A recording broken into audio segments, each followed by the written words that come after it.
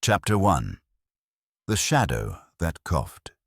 It began, as so many curious cases did, on a fog-thickened morning in late October. London lay submerged beneath a blanket of grimy mist, chimney smoke settling like soot on the cobbled streets and the gas lamps casting halos rather than clarity. I remember distinctly that the smell of damp stone and horse sweat lingered in the air as I pulled the curtain back and peered down into Baker Street, watching a figure materialize from the fog, as if summoned by thought alone. Sherlock Holmes, seated in his armchair with a Turkish slipper between his fingers, his peculiar tobacco vessel of choice, did not look up when I announced, "There is a visitor, Holmes, a strange one, judging by the way he walks, hurried yet halting, as though fearful of being watched." At this, Holmes allowed himself a thin smile and tapped the ash from his cigarette into the fireplace. "You describe Mr. Ransom precisely, Watson. Allow him in." Before I could question him, the doorbell rang, sharp, 3 times in rapid succession.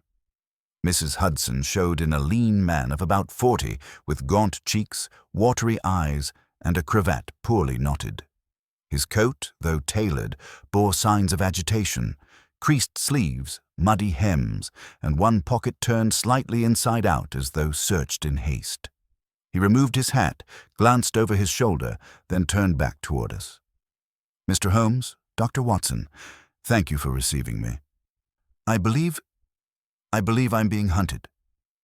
"Indeed," said Holmes mildly, "and by something rather more abstract than a man with a revolver, if I'm not mistaken." The man flinched. "You know?" "I know that you have not slept in 2 nights," Holmes said coolly. "Your hands tremble not from cold, but from fatigue. The soot on your cuff is recent. It matches the chimney residue found in certain parts of Shoreditch. A hiding place, perhaps, and yet here you are, alive and frightened, but unharmed." "So not hunted, Mr. Ransom, haunted." The man's pale face turned a shade grayer. "Yes," he whispered, "that is the word. Haunted." I fetched the man a brandy while Holmes leaned forward, hands steepled. "Begin at the beginning, Mr. Ransom, and tell us everything, especially the part about the cough." Ransom looked at the hearth as though needing its warmth to steel his nerves. 3 days ago," he began, "I returned late to my lodgings in Dorian Lane, Whitechapel. My servant had already retired. As I ascended the stairs, I heard a sound behind me, faint, almost polite, a single cough." He paused. "But no one was there. The stairs were empty. I stood, listening. Nothing. A common enough sound in a city of consumptives," I remarked gently. "Except," Ransom replied, "that I heard it again that night, and the next, always behind me. Never in sight." Holmes's eyes gleamed. "But that is not the worst of it," Ransom continued, gripping his glass with both hands. "Last night, I came home early. I locked the doors myself. I bolted the windows. I went to bed with my service revolver on the nightstand. I tried to sleep. But precisely at midnight, I know because I had been watching the clock, I heard the cough again. Not outside, not in the stairwell, inside my room." He shivered. It was a dry, shallow cough. Not loud, not violent, but close. It came from the far corner, by the dresser, and when I lit my lamp I saw nothing. Holmes did not speak. He rose and paced.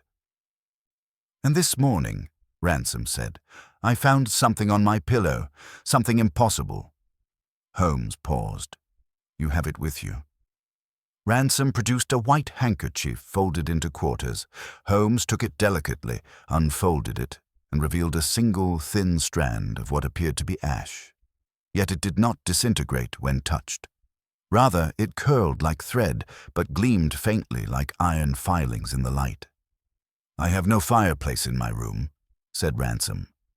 Holmes nodded. "You are not mad, Mr. Ransom, nor the victim of your own imagination.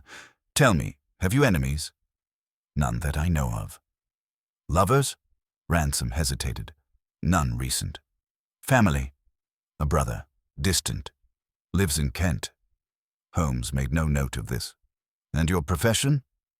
I am assistant curator at the Royal Surgical College. At this, Holmes looked up sharply. Ah. What is it? I asked. Holmes said nothing, only folded the strange ash thread into his notebook and shut it. Mr. Ransom, I require access to your lodgings. Immediately. Watson, coat and hat. We go to Dorian Lane. Ransom rose with relief, but Holmes raised a hand. Not yet. You will remain here until I return. The cough, I suspect, is not following you. It is waiting. We took a cab through the broom-cloaked streets. The cab horses' hooves splashed silently through puddles as we turned into narrower alleys where the fog thickened and sound died. Holmes, I asked, do you truly believe this is not the work of a living man? He did not answer immediately. His gaze was fixed beyond the cab window. Everything living leaves a trace, he said at last. Even the dead do not vanish without a mark, but something here is not right. We arrived at Dorian Lane, more of an alley than a street, and stepped into a row of somber, leaning buildings. Ransom's lodging house was a pale brick affair with peeling green shutters and no gaslight at its front. We entered by skeleton key. Holmes moved silently, every sense tuned. He inspected the locks, the stairwell, the threadbare carpet, even the coat hooks. At the top of the stairs, he paused and sniffed. Something sweet, he murmured. Not perfume, chloroform perhaps, but faint, very faint. The bedroom was neat but unremarkable, until Holmes turned down the pillow. He bent over the bed and tapped something with his finger. A scratch, he whispered. Tiny, but recent. Scratch? I leaned closer. Indeed, upon the wooden headboard was a fine line, scarcely longer than a sewing needle, too neat to be random. Holmes walked to the dresser and opened each drawer. Then he turned to the corner where the cough had allegedly emerged. And there, on the floorboards, was a single smudge. Small, black, oval-shaped, and unmistakably burned into the wood. Holmes looked at me then, not with triumph, but concern. Watson, he said, I do not yet understand what we are witnessing. But I believe Mr. Bree. Ransom's life depends on what happens in the next 24 hours. And from somewhere beyond the doorframe, a faint cough echoed down the hallway, a dry, shallow cough. One that did not belong to either of us. Chapter 2. Holmes and Watson's First Discussion. We returned to Baker Street long after midnight, the fog still clinging to the city like a second skin. Ransom had fallen asleep on the settee, his face twitching with dreams he likely did not wish to recall. Holmes moved past him without a word, his long fingers clasped behind his back as he paced before the fireplace. The silence in the room was weighty, but not empty. It was the silence of thought gathering force. I watched him for some time before finally breaking the stillness. Well, Holmes, what do you make of it? I asked, trying to sound curious rather than unsettled. I had not forgotten the cough.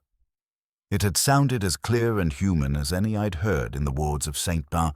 Bartholomew's, but it came from nowhere. And that was the very thing that unnerved me. Holmes stopped and turned toward me, his features drawn into that peculiar expression he often wore in the early stages of a case, at once distant and calculating, like a man reading a cipher backwards. There is something in that room, he said softly, that does not belong. But it is not the cough that concerns me. It is the context of the cough. It comes at the wrong times, in the wrong places. And the residue, Watson. Did you note the scorch mark on the floor? I nodded. Too precise for a candle or coal spark, he continued, and too contained for ordinary flame. It suggests heat without fire. That makes me think not of something supernatural, but of something intended. A message, perhaps. You mean to say, I ventured, that someone is planting these clues deliberately? But to what end? To frighten Ransom, drive him mad? Holmes gave a short nod. Possibly. Or possibly to cover something more mundane. In criminal matters, Watson, it is often not the ghost one should fear, but the man pretending to be one. Ransom's position at the Royal Surgical College intrigues me. A curator may not seem to the average observer to be a man of importance, but consider. He handles donations, oversees acquisitions, catalogues anatomy specimens. Access, my dear Watson, often proves more valuable than authority. We both turned as Ransom stirred, murmuring in his sleep. Holmes walked quietly over and placed a folded blanket atop him, his manner uncharacteristically gentle. Then he moved to his desk and lit a small lamp, pulling a sheaf of correspondence toward him. I watched as he thumbed quickly through the letters, pausing at one bearing a red wax seal. "From Inspector Lestrade," Holmes muttered. "Arrived this morning. Curious that I didn't open it earlier." He broke the seal and read silently for a minute. "Ah," he said at last. "Now the edges begin to take shape." "What is it?" I asked, leaning forward. "A body," Holmes replied, without lifting his eyes from the page. "Found yesterday morning in Wapping. Cause of death, unknown, no sign of violence, but the physician noted an odd burn along the upper spine. Just one, small, oval, rather like the one we saw scorched into the floor of Ransom's bedroom." A chill slid down my back. "Coincidence?" "Coincidence is a tool for the unimaginative," Holmes replied dryly. "There is a pattern here, Watson, a pattern of marks and misdirection. I would wager the victim from Wapping, too, heard the cough, though he is in no state to confirm it. We must visit the morgue at first light. I wish to examine that mark for myself." I could not sleep that night. Not for the lingering sound of that ghostly cough, but for the idea that someone, or something, was reaching across the fog-veiled city and leaving a trail that only Holmes could follow. At some hour near dawn, I heard him rise and pace again, the occasional scratch of his violin bow sounding like a whisper in the dark. It was his way of thinking, of pulling chaos into order through strings and resonance. By the time the lamps outside flickered and the morning milkman rumbled past, Holmes was dressed, hat in hand, and already moving toward the door. "We go to Wapping, Watson," he said. "There is a silence in that corpse that may speak louder than anything Ransom has yet told us." We rode in silence. The streets less shrouded now, but no less grim. The city looked tired. At the Whitechapel mortuary, we were met by a red-eyed attendant who knew Holmes by reputation and gave no protest as we descended into the sterile cold of the lower rooms.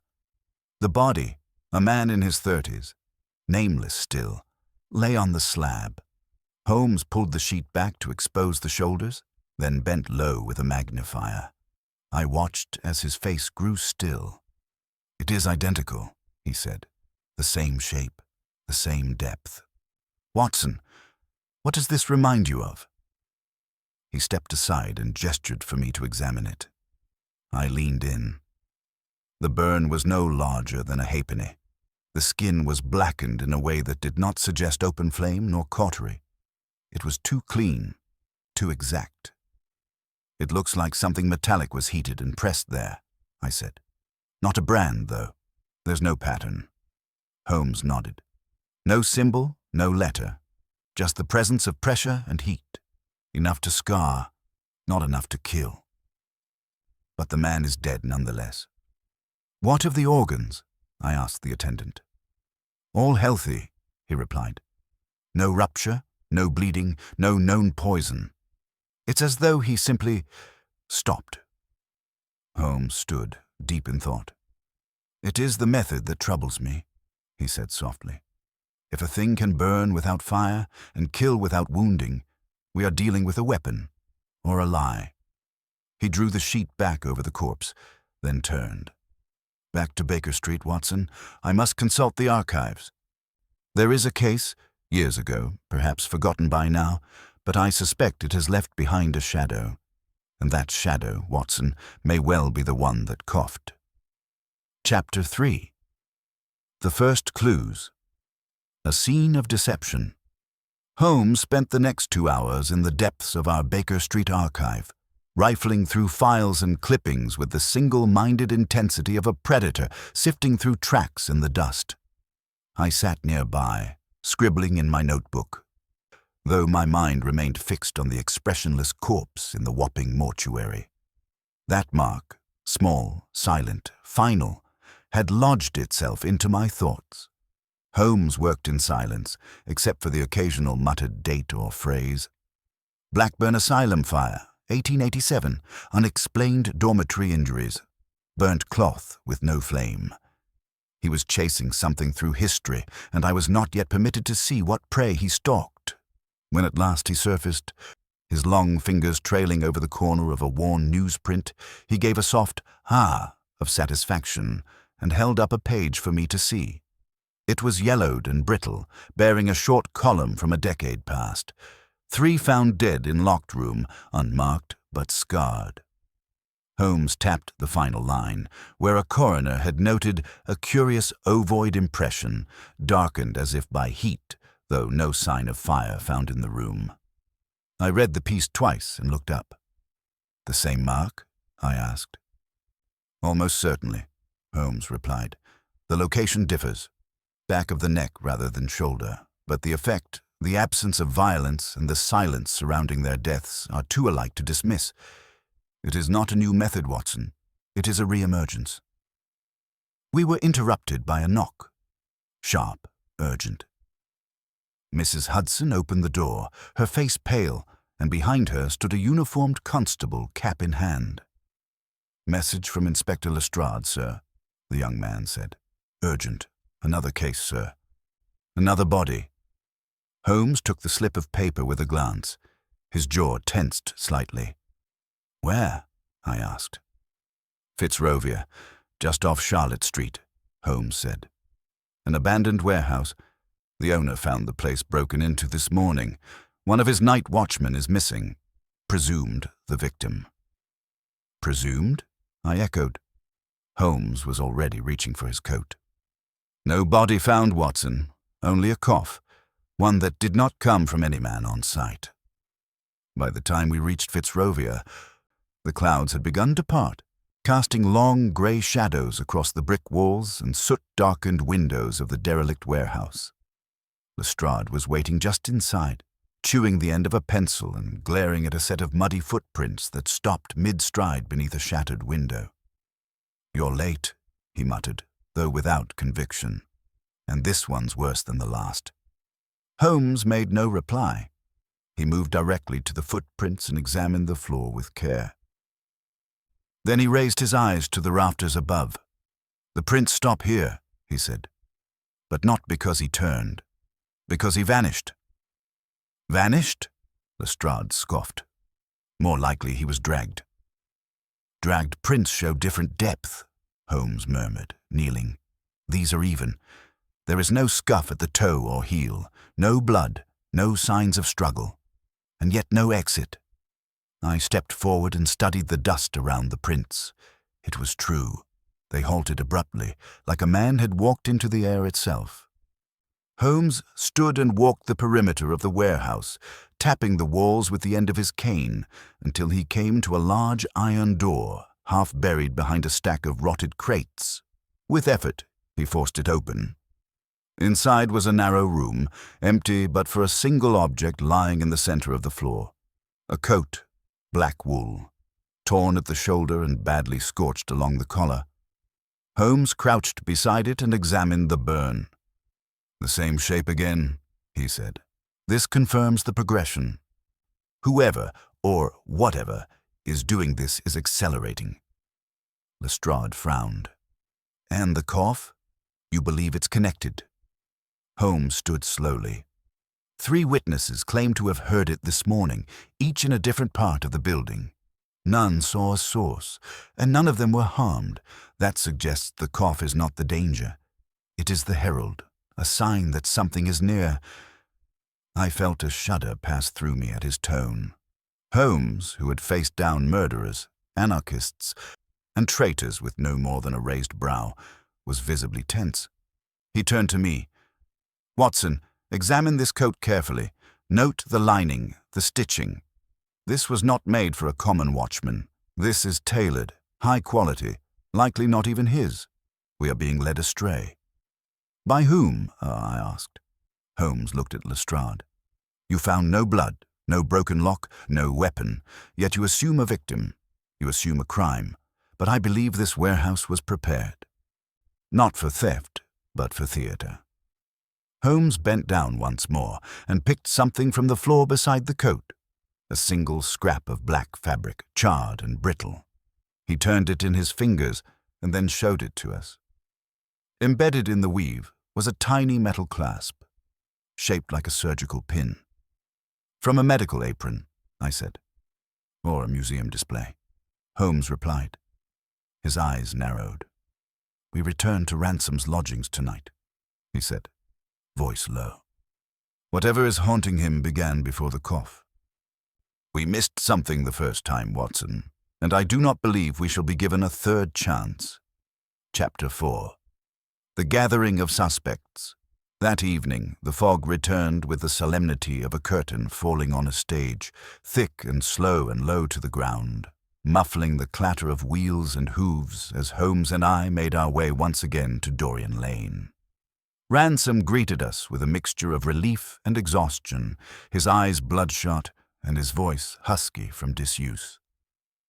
He had not ventured outside all day, he said, and had twice thought he heard the cough again, once near the stairwell and once, far more disturbingly, just outside the glass of his bedroom window. Holmes listened to him without speaking, glancing now and then toward the upper floors. When Ransom finished, Holmes gave him a single instruction to summon 3 individuals to the flat by 8 o'clock that evening, all of whom he had referenced in his papers or letters over the last fortnight. Ransom blinked at the oddity of the request, but complied without question. By 8:15, the drawing room of the narrow lodging house was uncomfortably full. Holmes stood near the mantel, his arms folded, watching the door as the final guest, a thin, anxious-looking man with spectacles and a small leather case, stepped inside. Ransom introduced him as Mr. Alec Morrigan, a clerk at the Royal Surgical College. The other 2, already seated, were Miss Lillian Gray, a pale woman of remarkable posture who claimed to be Ransom's neighbor, and Dr. Hubert Thwaite, a heavy-set, silver-bearded anatomist with a reputation for both brilliance and cruelty in the dissection hall. Holmes waited until the silence had become strained, then cleared his throat. "I thank you all for attending on such short notice," he began. "This is not, as you might expect, a gathering of concern for Mr. Ransom's mental state, nor a rehearsal for some medical conference. It is a matter of life and death, possibly your own." There was a flicker of reaction. Morrigan looked to the door. Miss Gray pressed her fingers together in her lap, and Dr. Thwaite merely raised an eyebrow. "Each of you," Holmes continued, "has had recent contact with Mr. Ransom in professional or personal form. Each of you has either entered or visited this house, and each of you, knowingly or not, may hold a piece of a very unusual puzzle." "You're suggesting we're suspects," Thwaite rumbled. Holmes smiled. "I suggest nothing, I observe." He gestured for me to retrieve the scorched coat from the warehouse. I unfolded it and laid it on the table. The room grew quiet. "This was found at a supposed crime scene," Holmes said, "yet bears the tailoring of a man who would not be employed as a night watchman. Inside the lining is a clasp from a surgical apron, likely the kind used in museum preparation or anatomical display." Miss Gray spoke for the first time. Her voice was soft and exact. "I've seen coats like that at the college. They wear them in the specimen wing. It isn't unusual." "But it is unusual," Holmes replied, "when it turns up in an abandoned warehouse, scorched and left deliberately beneath a broken window. The scene was staged. For effect." Morrigan wiped his glasses. Then someone is trying to frighten him. Or us. Frighten, Holmes repeated. Or warn. Dr. Thwaite snorted. This is absurd. Ghosts, coughs, coats. This sounds more like a penny dreadful than a proper investigation. Holmes turned his eyes on Thwaite, expression unreadable. And yet you came when summoned. Why? There was a pause. Curiosity, Thwaite said, though his tone lacked certainty. At that moment a sound broke the tension, the long, quiet creak of a floorboard above. All eyes turned to the ceiling. Ransom paled visibly. I bolted the bedroom, he said. There's no one up there. Holmes moved first, ascending the steps silently. Watson and I followed. The door to the bedroom stood slightly ajar, though Ransom swore he had shut it. Holmes entered first, scanned the room, then pointed toward the dresser. There, beside the mirror, was a single, fresh scorch mark. Exactly where the cough was heard the first time, I said. Holmes stepped forward and crouched. It's warm, he said. Just minutes old. When we returned downstairs, the guests were uneasy. Miss Gray clutched her shawl. Morrigan stood, ready to leave. Dr. Thwaite, however, remained seated. Holmes addressed the room again. I believe the cough is a decoy, he said, a repeated signal used by someone with access to Ransom's habits and home. The marks are left not randomly, but purposefully, to imply a haunting, and yet they require heat, fire, tools. This is not the work of phantoms. It is the work of hands. He turned then and looked directly at Miss Gray. You mentioned the college. Tell me, who else in recent weeks has had cause to handle specimens from the vault? She hesitated. Well, all of us, really. There was a recent inventory, some old donations being re-examined. Mr. Morrigan handled the records. Dr. Thwaite did most of the analysis. Did anything go missing? Holmes asked. Morrigan answered, voice trembling. Yes. One item. An unlisted item, really. A sealed box, unlabeled, buried in the lowest shelves. It disappeared before anyone could catalogue it. Ransom said he'd never seen it before. Holmes's eyes sharpened. And what was in it? No one knows, Morrigan said. Only the seal, a copper clasp in the shape of an eye. Holmes turned slowly to me. Watson, make a note. This isn't just a murder or a haunting. It is something that was unearthed. Something that should have stayed buried. Chapter 5. First Suspects. The Red Herring. The following morning found Holmes in one of his moods, sharp-eyed and silent, yet restless in movement. He paced our Baker Street sitting room with the energy of a man chasing thoughts too swift for paper, his long fingers twitching toward the fireplace, then back to his coat, only to resume their motion behind his back.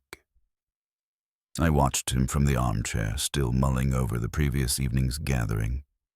Something about Morrigan's hesitancy, or perhaps Miss Gray's unnaturally calm demeanor, lingered in my mind like a faint taste of something bitter. Yet Holmes had said nothing of suspects when we left Dorian Lane, only that we must not be too quick to believe what frightened men wish us to believe. After nearly an hour of silence, Holmes stopped suddenly and turned to me. Lestrade is already building a case against Dr. Thwaite, he said. It would be prudent to examine the reasons why he is wrong. I raised my brow. Thwaite? But he did seem the most resistant to questioning, and his proximity to the college, his authority, he would have easy access to the sealed box. Holmes gave a faint nod. Exactly why he's the obvious choice, and obvious Watson is nearly always wrong. Lestrade sent word this morning. Apparently, the burned coat found in the warehouse was traced to an old set of garments from the college's display wing. Donated years ago under Thwaite's supervision. He has no alibi for the night the watchman vanished, and worse still, he's made several large purchases of medical instruments in recent weeks, sterilizers, burners, coagulants, all of which could be used to simulate the peculiar scorch marks we've observed. I set my teacup down. Then surely he's guilty. No, Holmes said quietly. He's prepared to be found guilty. Before I could reply, a knock came at the door. Lestrade himself entered, looking self-satisfied in a way that warned of overconfidence. "Evening, gentlemen," he said, brushing rain from his shoulders. "Thought I'd deliver the good news myself. We've taken Dr. Hubert Thwaite into custody, interfered with museum records, ordered volatile chemicals under false names, and, most curiously, kept a pair of gloves with the same sort of burn pattern you noted at the ransom home. I dare say the man's a lunatic in a scholar's coat." Holmes didn't move from the hearth. "Did you find the missing box?" Lestrade hesitated. "No, still no trace. But we think Thwaite destroyed it. There's residue in his fireplace. Looks like wood and metal melted together." "Too convenient," Holmes murmured. "Tell me, did he resist arrest?" "Not at all. In fact, he seemed almost amused." At this, Holmes turned and fixed Lestrade with a sharp look. "Because it amuses him to be suspected, Inspector. Or rather, it suits his purpose. He may be a difficult man, but he is no fool. If someone has gone to great lengths to engineer the illusion of guilt around him, then that same someone understands Thwaite's reputation well enough to use it against him." Lestrade frowned. "You mean he's being framed?"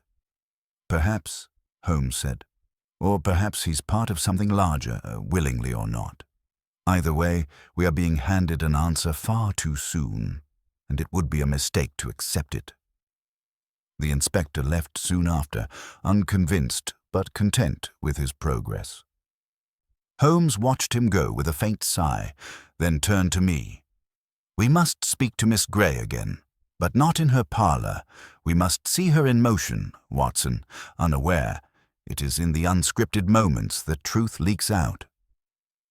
We took a cab to the street where Miss Grey lived, but Holmes instructed the driver to pass by slowly. Through the carriage window, we watched as Miss Grey stepped out of her front door, well-dressed, composed, and holding a single white envelope.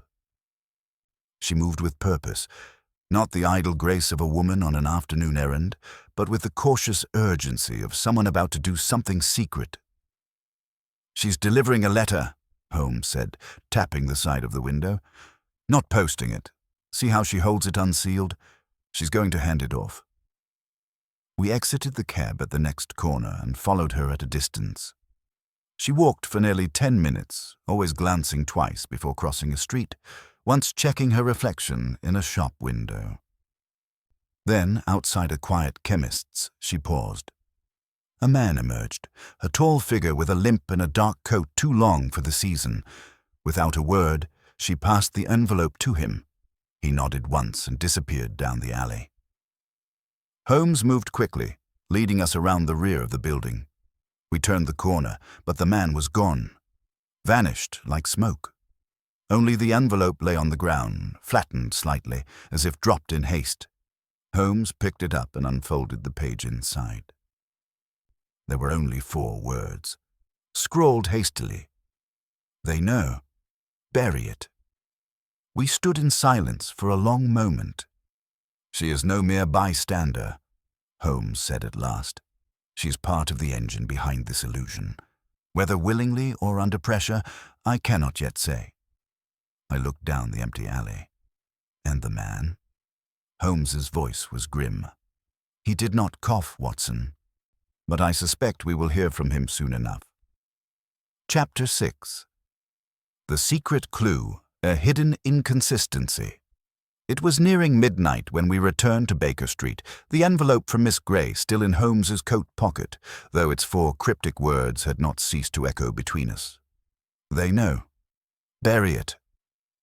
The phrasing, Holmes had remarked on the cab ride back, suggested urgency but also coordination. Not a lone criminal's panic, but the reaction of someone bound by a larger scheme, one with rules and triggers.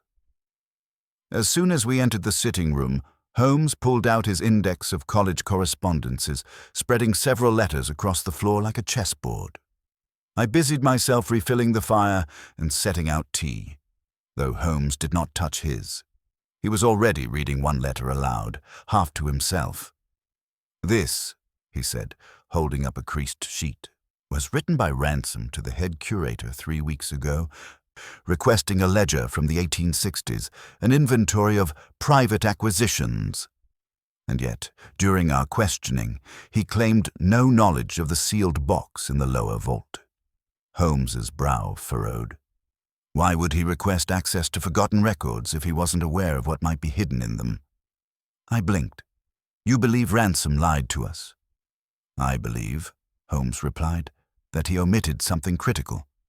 Not to mislead, perhaps, but to protect someone, or himself." He began searching through the older notes again, lifting one sheet with sudden energy. "Ah, and here's the reply. See the signature? Alec Morrigan, our nervous clerk. The very man who claimed he hadn't handled the box directly. And yet here he is, responding to a request concerning it." He passed me both letters, and indeed, Morrigan's reply bore the same careful, slanted hand we had seen on the envelope Miss Grey had handed off earlier that day. A neat inconsistency had emerged. Morrigan knew of the box before it vanished, yet acted as though it had never been inventoried. Ransom, too, had feigned ignorance of what he had requested, and Miss Grey was passing notes to someone Holmes had not yet named. All three, it seemed, were orbiting the same object, an object that no one wished to claim. The hour passed in a silence broken only by Holmes's scribbles and the creak of old wood beneath our feet. Finally, he set down his pen. "Watson," he said, "we are no longer chasing a crime, but a history. Something was buried beneath that college. Not in the physical sense, perhaps, but in its records, sealed, denied, and now dislodged.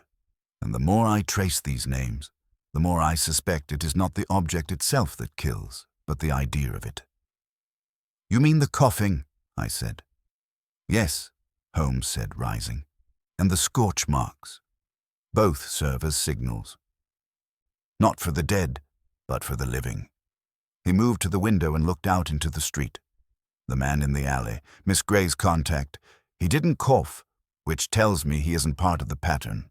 He's an agent of prevention, someone tasked with containing knowledge.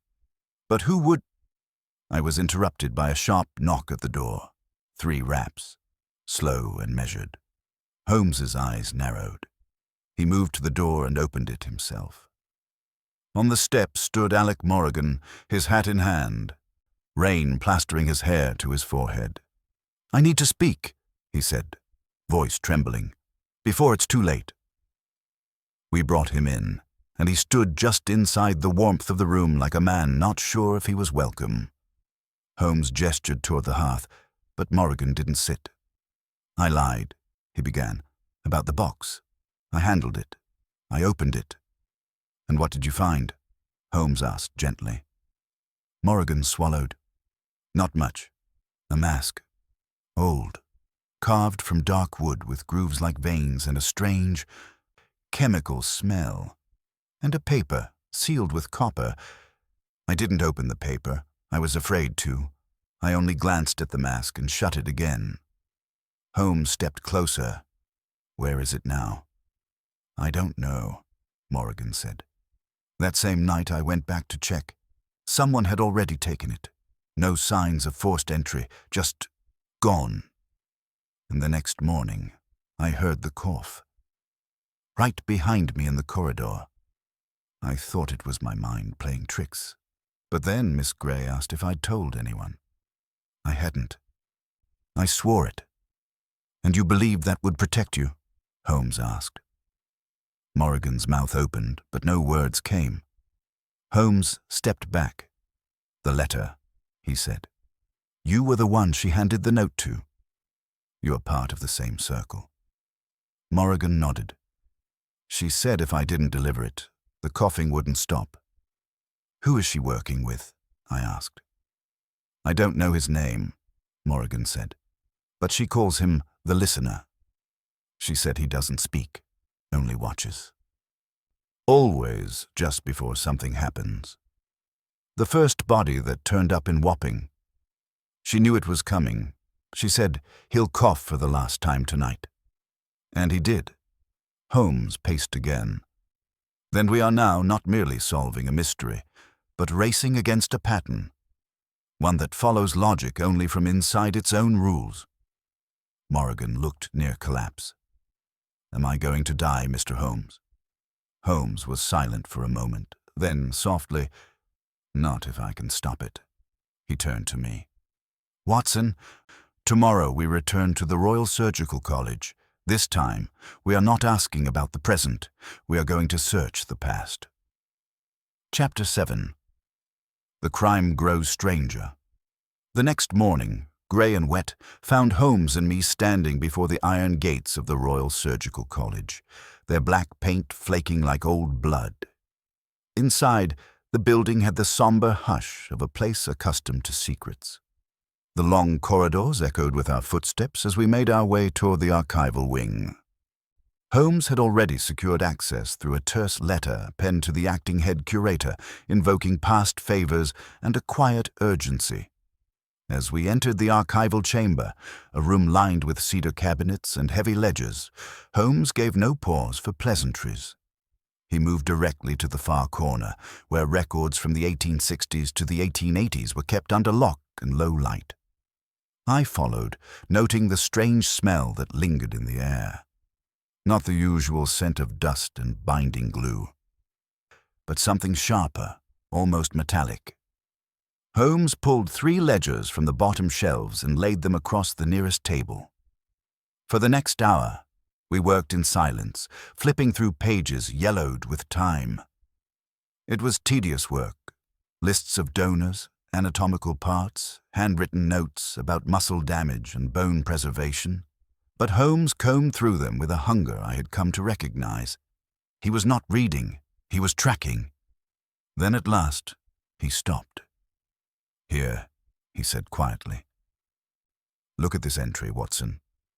I leaned over. The script was difficult to decipher, but clear enough to read. Donation received 4th of March, 1879. No name given. Contents sealed. Origin listed as Expedition Ashfall, Sudan region. Subject material stored in sub-level vault. Note: not to be unsealed without express permission of the board. Possible contamination or spiritual significance. Handle with caution. I looked up. Spiritual significance. Holmes's voice was low.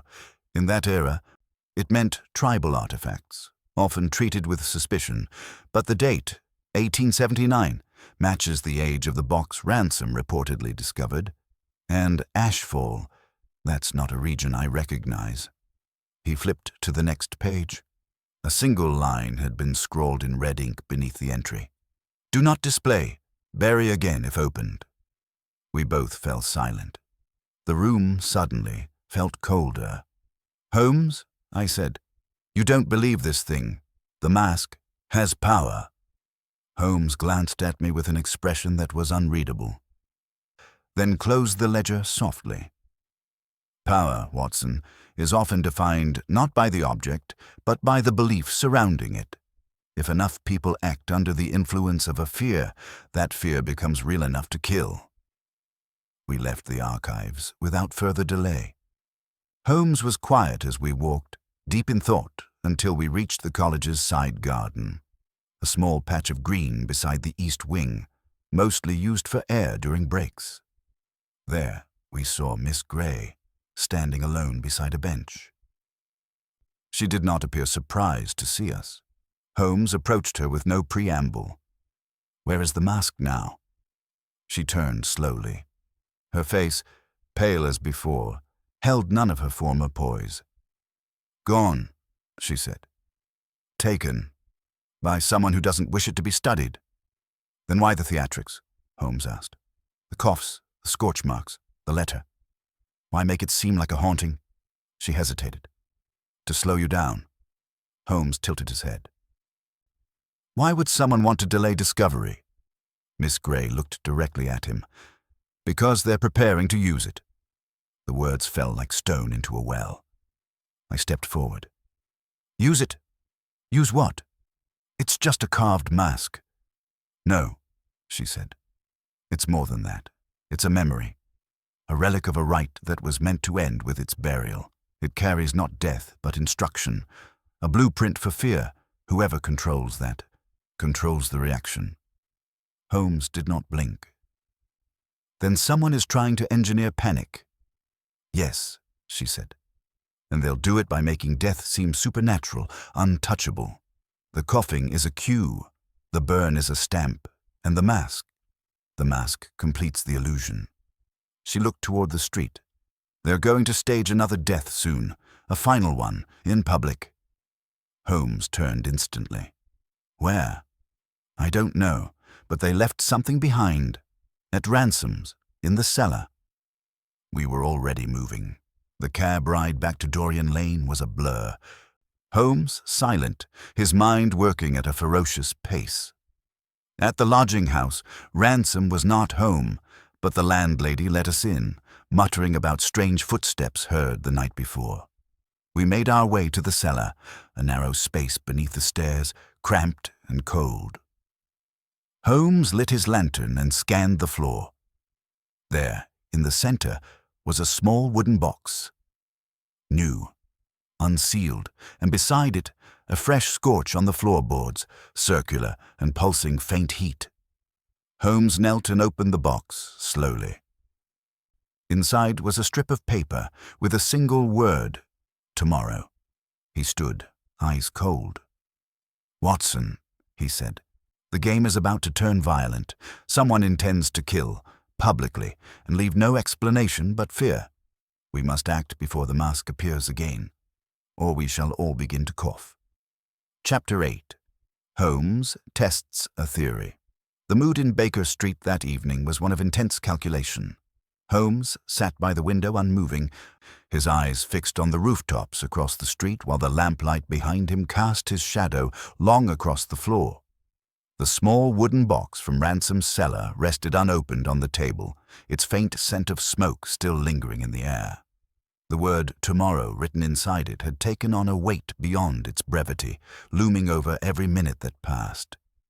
I watched Holmes with increasing unease, for although his stillness suggested calm, I could see the flickering behind his eyes. He was building something in his mind, piece by piece, and the moment of clarity was near. After nearly an hour of silence, he spoke without turning. Watson, I believe we are being watched. Not in the vulgar sense of a man behind a curtain, but studied, observed for our responses. Whoever controls this game is not merely trying to frighten us. They are measuring how long it takes us to understand. He rose slowly and paced the room, then turned to me. I have formed a theory, and like all theories, it must now be tested, not in safety, but in the field. Field? I asked. Where do we go? To the place where fear spreads fastest, he said, and where a theatrical death would have the greatest effect. A public museum, a place of knowledge turned to dread. By morning, Holmes had secured us entry to the anatomical exhibition hall at the Royal Surgical College. The building was not open to the public that day. An archivist had claimed plumbing issues, but Holmes had learned that a private lecture had been scheduled regardless. Attendees would include medical students, donors, and a few reporters. A perfect stage, he muttered as we approached the great iron doors. Not for science, but for spectacle. Inside, the hall was being prepared. A long display table stood at the front, and behind it, several glass cases containing preserved organs, skeletal fragments, and labeled specimens. Among the attendees was none other than Mr. Alec Morrigan, whose hands shook as he set down the ledgers. When he saw us, his face blanched. Holmes approached him directly. "Has the mask been delivered here?" he asked. Morrigan nodded once. "Yes, in a crate marked unclassified ethnographic materials. I thought it was routine, until I opened it. It was the same as before, only darker, more worn." "Where is it now?" Holmes asked. "In the preparation room, but someone's moved it. It's not in the crate anymore." Holmes's eyes narrowed. Then we have little time. We moved quickly through the service corridor to the back of the hall, where a smaller room housed the display materials not yet brought to the main exhibit. It was cold and silent. On the table at the center sat a polished stand, the kind used to display busts or skulls. But the stand was empty. "There," Holmes said, pointing. On the floor just beneath the pedestal lay a scorch mark, fresh like the others, oval-shaped and faintly warm, but this one was accompanied by something new. A trail of ash, small as dust, leading toward the stage doors. "Watson," Holmes said, "we are being led again. But this time, I intend to follow with purpose." He turned sharply and called for one of the college's attendants. "Inform the event host there has been a fire hazard discovered. Delay the lecture 10 minutes. Say nothing more." The man nodded and hurried off. Holmes turned back to me, face grave. "They will strike during the lecture. The mask will be placed where all can see, and the victim, already marked, will fall. The message will be simple. Knowledge cannot protect you." I felt a chill. "And who is the target?" "That," Holmes said, "is what I intend to find out now." We returned to the main hall as guests began arriving. Miss Gray entered quietly, keeping to the edges, while Dr. Thwaite arrived last, despite still being under suspicion. He took a seat in the front row, nodding stiffly to Morrigan. Holmes's gaze swept the room, then landed on a tall, unfamiliar man standing near the back. Dark coat, narrow eyes, and a stillness that unsettled the very air around him. "That," Holmes whispered, "is the listener." I looked, and indeed the man did not move. He made no attempt to speak, no adjustment of collar or coat. He simply watched. Holmes moved toward him, slow and deliberate. As he drew near, the man turned his head ever so slightly. Their eyes met, and in that instant, something passed between them that I could not interpret. Holmes said nothing. The man did not speak. Then Holmes turned and returned to me. "We cannot stop the attempt," he said softly. "But we can interrupt it. I need you to distract the room. In exactly 5 minutes, ask Dr. Thwaite a question about the Ashfall expedition, loudly. It will force the others to turn, and when they do, I'll be where I need to be." "Holmes," I said, "what are you going to do?" He smiled faintly. "Interfere with the illusion. They are not expecting improvisation." When the moment came, I stood as instructed and loudly addressed Dr. Thwaite. "Doctor," I said, "could you speak to the donation made in 1879, the one labeled Ashfall? The expedition, what was its purpose?" There was a sharp intake of breath from several in the room. Miss Gray stood, stunned. Thwaite froze, eyes darting toward the podium, where Holmes now stood, holding something in a black cloth. "Ladies and gentlemen," he said calmly, "this object was to be revealed to you today. I'm sorry to disappoint, but it is not what you are led to believe." He pulled the cloth aside to reveal the mask. Charred, grooved, glistening with an oily sheen. A murmur ran through the crowd, but Holmes held it aloft, then threw it into a waiting iron basin and poured water over it. The mask hissed and cracked and then shattered. The cough came once from the rear of the room. The listener was gone. Holmes stepped down from the stage. "It was never about the mask," he said, voice firm. "It was about the fear it represented. That fear was meant to spread today. It no longer can." Chapter 9. A second attempt. The culprit strikes again. That night, Baker Street was quiet, but not with peace. It was the heavy quiet of restraint, like breath held before the next plunge. Holmes sat in his chair, motionless except for his fingers, which drummed lightly on the armrest. I knew this rhythm. It was his way of measuring time against tension. The mask had been destroyed, yes, but Holmes remained unconvinced that the danger had passed. "We interrupted the performance," he said at last, voice low, "but the actor behind it is still waiting in the wings." and he will not wait long." I stared into the fire, uneasy. "Then we've only delayed him." Holmes nodded. "Precisely. What we witnessed at the college was not the final blow. It was a rehearsal, a staging ground, but the man we saw, the listener, was not their leader. He was a hand, a signal. Someone else directs this illusion, and now, with the mask removed from play, they will be forced to strike in a different way." Desperation always leaves sharper marks. The words had barely passed when a knock broke the silence. It was sharp, frantic.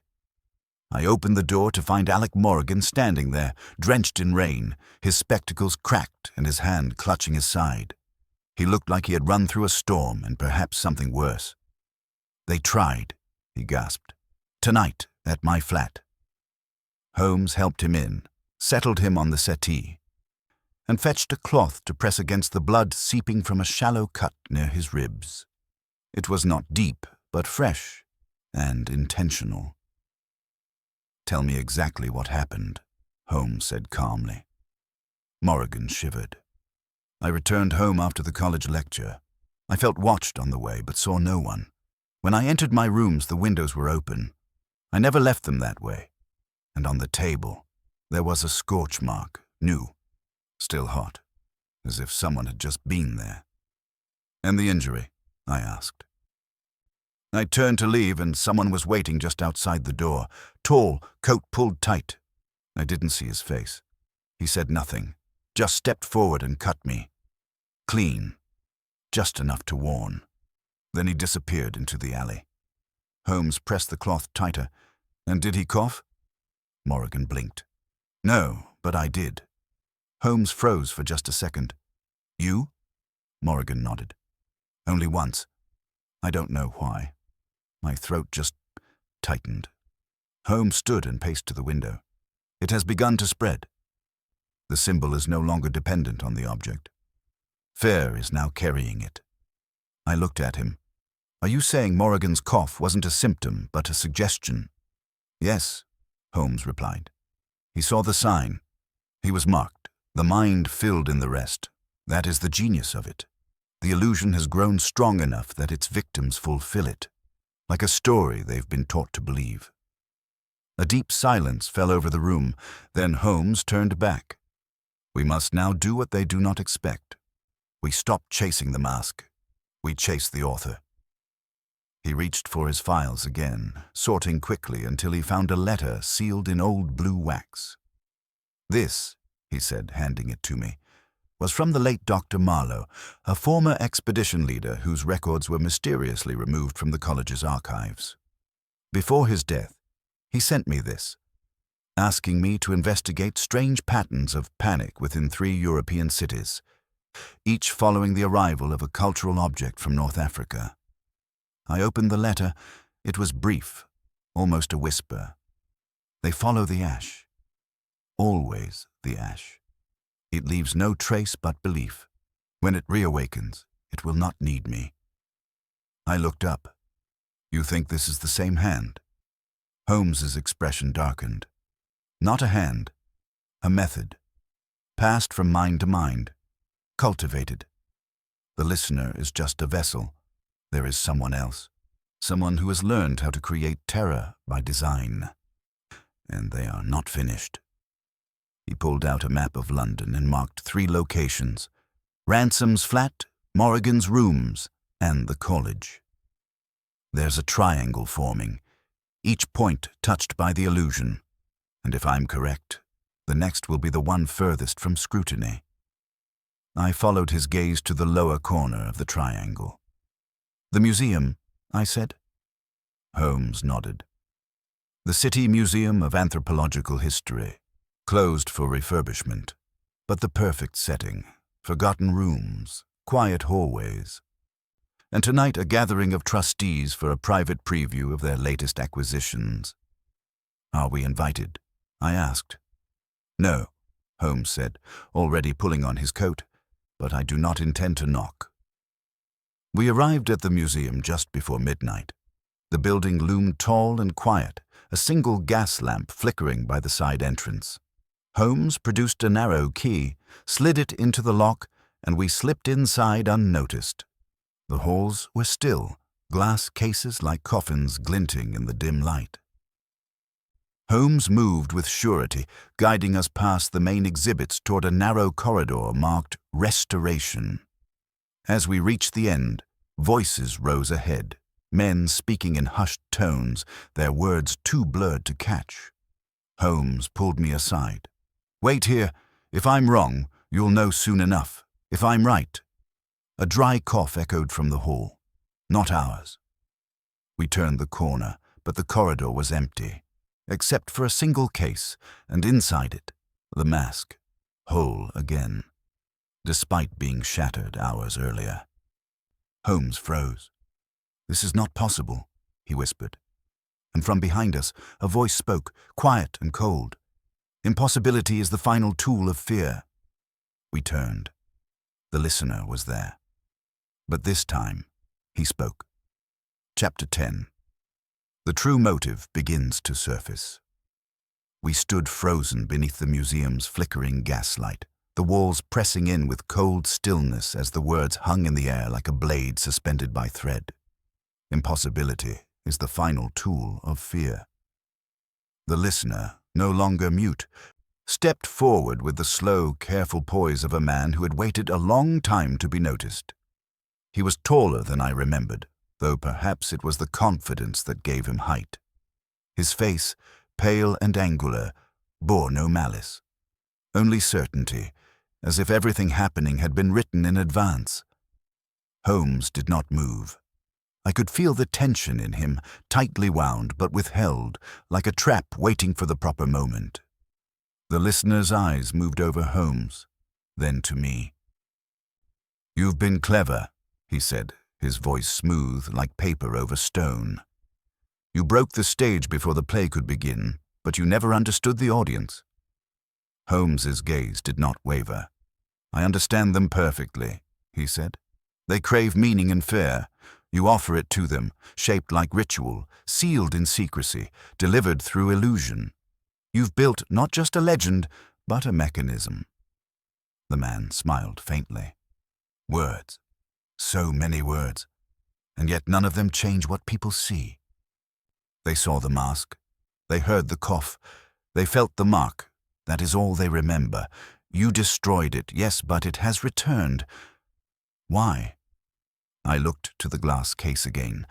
The mask was whole, identical in every groove, every scratch, every line of age. And yet I had seen Holmes shatter it with my own eyes. It had hissed and cracked and turned to ash. How could it be here, now, untouched? Holmes stepped closer to the case. "You replaced it," he said. "Crafted another.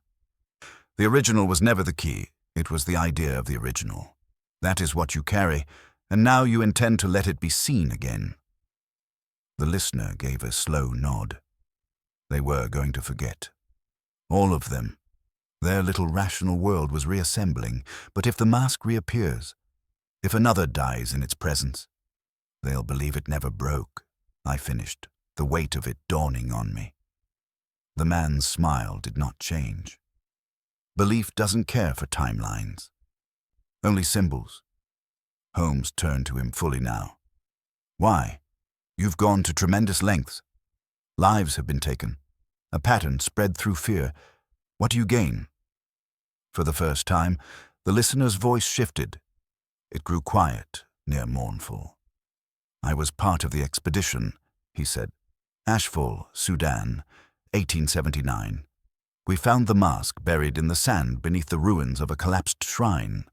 It was locked in a wooden box and sealed with copper bands. There were carvings we could not read. The locals fled the site before sundown, but we—" He stopped briefly. "We did not listen. We unearthed it, carried it home." Holmes studied him.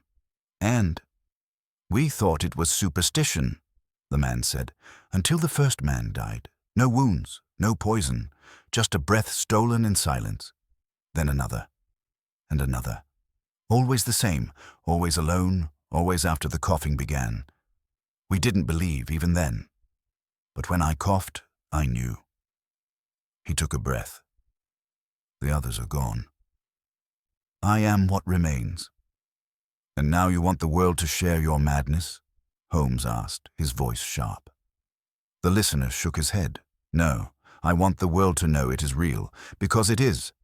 Even if the deaths were man-made, the fear is not. It is older than the mask, older than speech. It's been waiting for a name. I've given it one. Holmes stepped forward. What name? The man said nothing. But the coughing began again. Not from him, from behind us.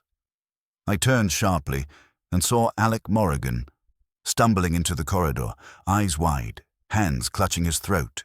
He gasped once, then fell to his knees. Holmes rushed forward, catching him just as he collapsed.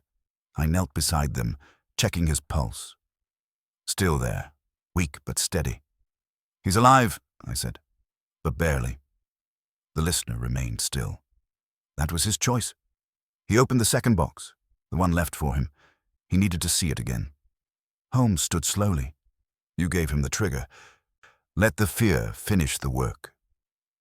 The man looked tired now. I don't have to kill anyone, Holmes. I just have to show them what they already dread. Once they believe, their own minds do the rest. Holmes moved swiftly then. In one motion, he pulled a small vial from his coat and hurled it at the mask's glass case. The vial shattered on impact, releasing a sharp hiss and thick white smoke. I coughed as the fumes clouded the hall, and the listener stumbled backward, coughing too. When the air cleared, the case was empty. Holmes held the mask in his hands, and he was burning it again, this time with oil, this time until nothing remained. The listener tried to rush forward, but I stepped between them. Enough, Holmes said. The illusion dies with this. You cannot keep creating what no longer carries belief. But the man only looked at the rising smoke and said softly, I already did. And then he vanished into the shadows of the hall. We searched for hours, but he was gone. Holmes stood over the ashes long after the fire died. Not the end, he said at last, but the unraveling has begun. Chapter 11. The Bait, Holmes' Grand Strategy. The fire had long since faded, but the air in the museum still tasted of ash. The mask, what remained of it, had burned down to flakes that crumbled between Holmes's fingers as he knelt beside the iron basin. Silent and distant. Morrigan, still unconscious but breathing steadily, had been taken by constables summoned discreetly by Holmes after the listener disappeared. And now, as the dawn began to paint the tops of London's rooftops with grey light, we returned to Baker Street. Holmes said nothing the entire way, only held his gloves in his hands and stared ahead with that particular stillness he wore when all the lines of a puzzle had nearly converged. Once inside, he moved directly to the bureau and began to write. Not in his notebook, but in the small bound ledger he reserved for private correspondence. When I asked whom the letter was for, he simply said, A man who owes me a favor in the Foreign Office. If we are to lure a ghost, Watson, we must speak with the men who traffic in silence. Then he handed the envelope to Mrs. Hudson with instructions for its immediate dispatch. I stood by the fireplace, watching the smoke drift upward. Do you believe he'll strike again? I asked. The listener. Holmes looked up from his writing and gave a faint smile. He already has. Not with fire or blade, but with suggestion. There will be panic now among those who saw the mask twice. Once destroyed, once whole again. Some will believe it was never burned. Some will say it changed hands. A few, perhaps, will say it changed form. What matters is that they speak of it. That is how it spreads. And we've done nothing but feed it, I said bitterly. Not quite, Holmes replied. Because we still hold one thing he does not. I frowned. What's that? Holmes turned toward the shelves, withdrew an old brass key and held it up. Control of the narrative. Before I could ask more, a knock came at the door. This time it was Miss Gray, pale but composed, her eyes shadowed with fatigue. Holmes offered her a seat without ceremony. She took it and said nothing for a moment. Then she looked directly at Holmes. "You've made yourself a target." "I was one from the moment I broke the first illusion," Holmes replied calmly. She reached into her coat and removed a small paper packet, placing it on the table. "This was sent to me last night. No name. Just a courier. Inside it was this." Holmes opened the packet and revealed a black thread, short, fine, and curled slightly at the edges. A scent of smoke still clung to it. Holmes inspected it under the lamp and then nodded. "Same material as the mask's original interior lining," he said, "but older, more brittle." Miss Grey sat forward. "I think they're trying to remind me where I came from." Holmes glanced at her. "You were with the Ashfall expedition, weren't you?" She hesitated, then nodded. "Not as a scientist. I was the daughter of a linguist who joined late in the venture. I was 16. They told me not to speak of what I saw, and for years I didn't. But the listener, he was one of the porters. Not a scholar, not a soldier, just someone who listened to what the locals said. He believed them when none of the rest did." "And now?" Holmes asked. "He wants the world to believe what he does, not through proof, but through repetition." Holmes nodded slowly. "Which is why we must now change the story." He rose and moved to his desk, pulling out a slim black case. Inside were 2 thin lenses, wires, and a fold of painted latex. As I leaned in, I realized what he was preparing. A disguise. He turned to me. "We're going to hold a gathering at the college, 3 nights from now. An academic lecture, anonymous in name but highly advertised. A rediscovery of the Ashfall mask. Word will reach him." I stepped back. "You're going to pretend it still exists?" "No," Holmes said. "I'm going to pretend he has already won, that the mask has returned, and no one will dare stop it. I'll pose as the curator, his own reflection of the past. And when he comes to witness the triumph of his illusion, I will show him the flaw in his design." Miss Grey leaned forward. "You're drawing him out." Holmes nodded. "But not just him. His entire circle. The listener was never working alone. The marks, the threats, the timing, it was too coordinated. Someone is protecting him, perhaps several someones. They will come to see the world bend." "And what if they come armed?" I asked quietly. "Then we shall answer them with light," Holmes said. "And truth. The one thing that kills illusions faster than fire." The next 3 days passed in silence and preparation.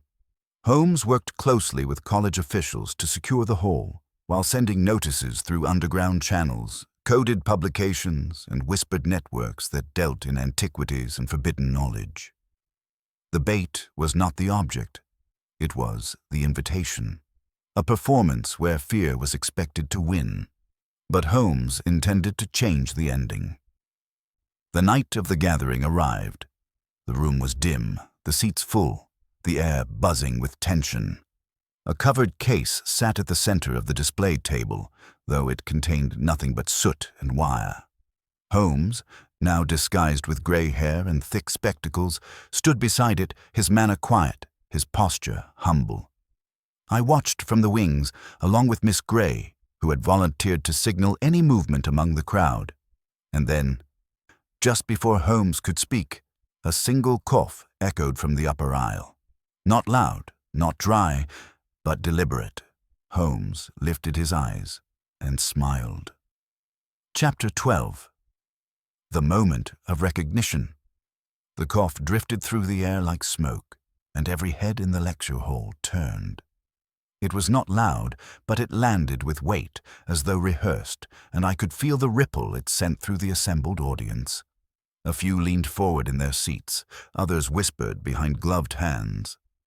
Holmes, still wearing the guise of an aging curator, did not move. He kept his hands resting on the covered case, his eyes calm behind the thick lenses. I stood at the side of the room with Miss Grey, watching carefully as the door near the back opened a fraction wider and a figure slipped inside. The listener. There was no mistaking him now. His coat was the same, long and dark, and he moved not with stealth, but with solemn intent, like a priest entering a sacred space. He did not sit. He stood near the back, just enough in shadow to keep his face partially hidden, but not so far that Holmes couldn't see him. And see him, Holmes did. His posture straightened subtly, not with surprise, but with something closer to welcome. An expected guest finally arrived. I noticed Holmes's left hand adjust slightly on the table, 3 fingers tapping once, then again. A signal. Miss Gray responded by slipping toward the hall doors to secure them. The trap, if one could call it that, had now begun to close. Holmes cleared his throat gently and began to speak, his voice aged and slow but clearly projected.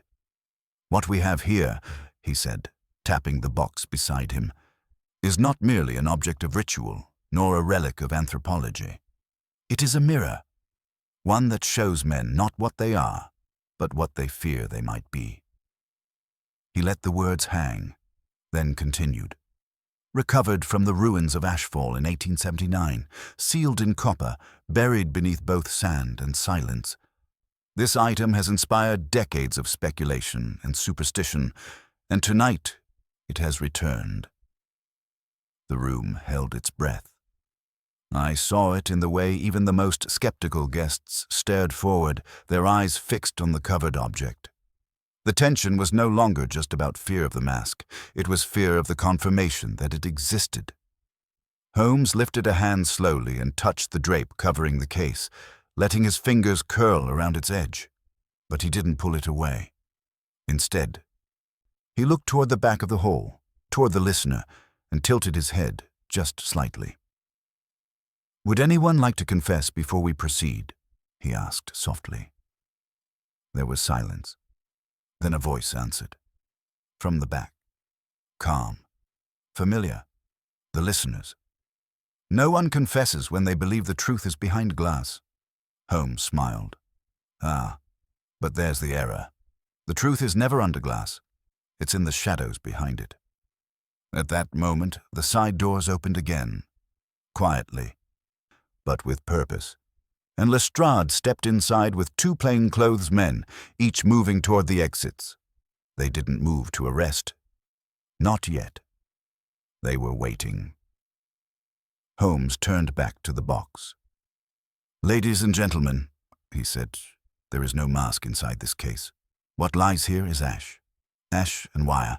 I destroyed the mask. Twice, once by hand, once by history, and yet you all came. Why?"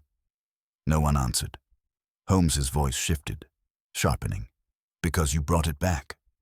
Not with ships or shrines, but with stories, with whispered warnings, with coughs in the night and scorch marks placed just so.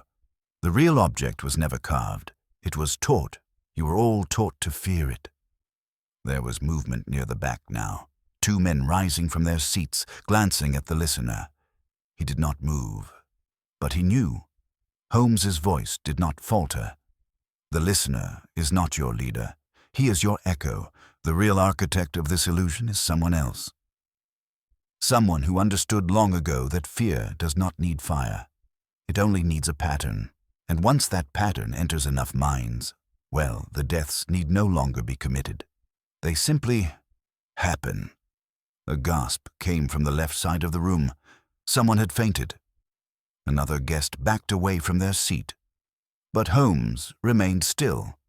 "I learned the final piece 2 nights ago," he said, when Morrigan coughed. "Not because he was touched or marked, but because he expected to be. That was the true brilliance of your design. You taught men to manifest the very symptoms they feared. A performance so powerful that it needed no actor." The listener stepped forward then, at last. He removed his coat slowly, deliberately, and set it over the railing. Beneath it, he wore the same dark attire as before. Simple, clean, unremarkable. His voice was quiet. "You cannot unwrite what people have already accepted." Holmes smiled. "No, but I can reveal who wrote it." With a sharp nod to Lestrade, the inspector moved forward. The two men who had stood earlier tried to slip away, but the plainclothes officers intercepted them.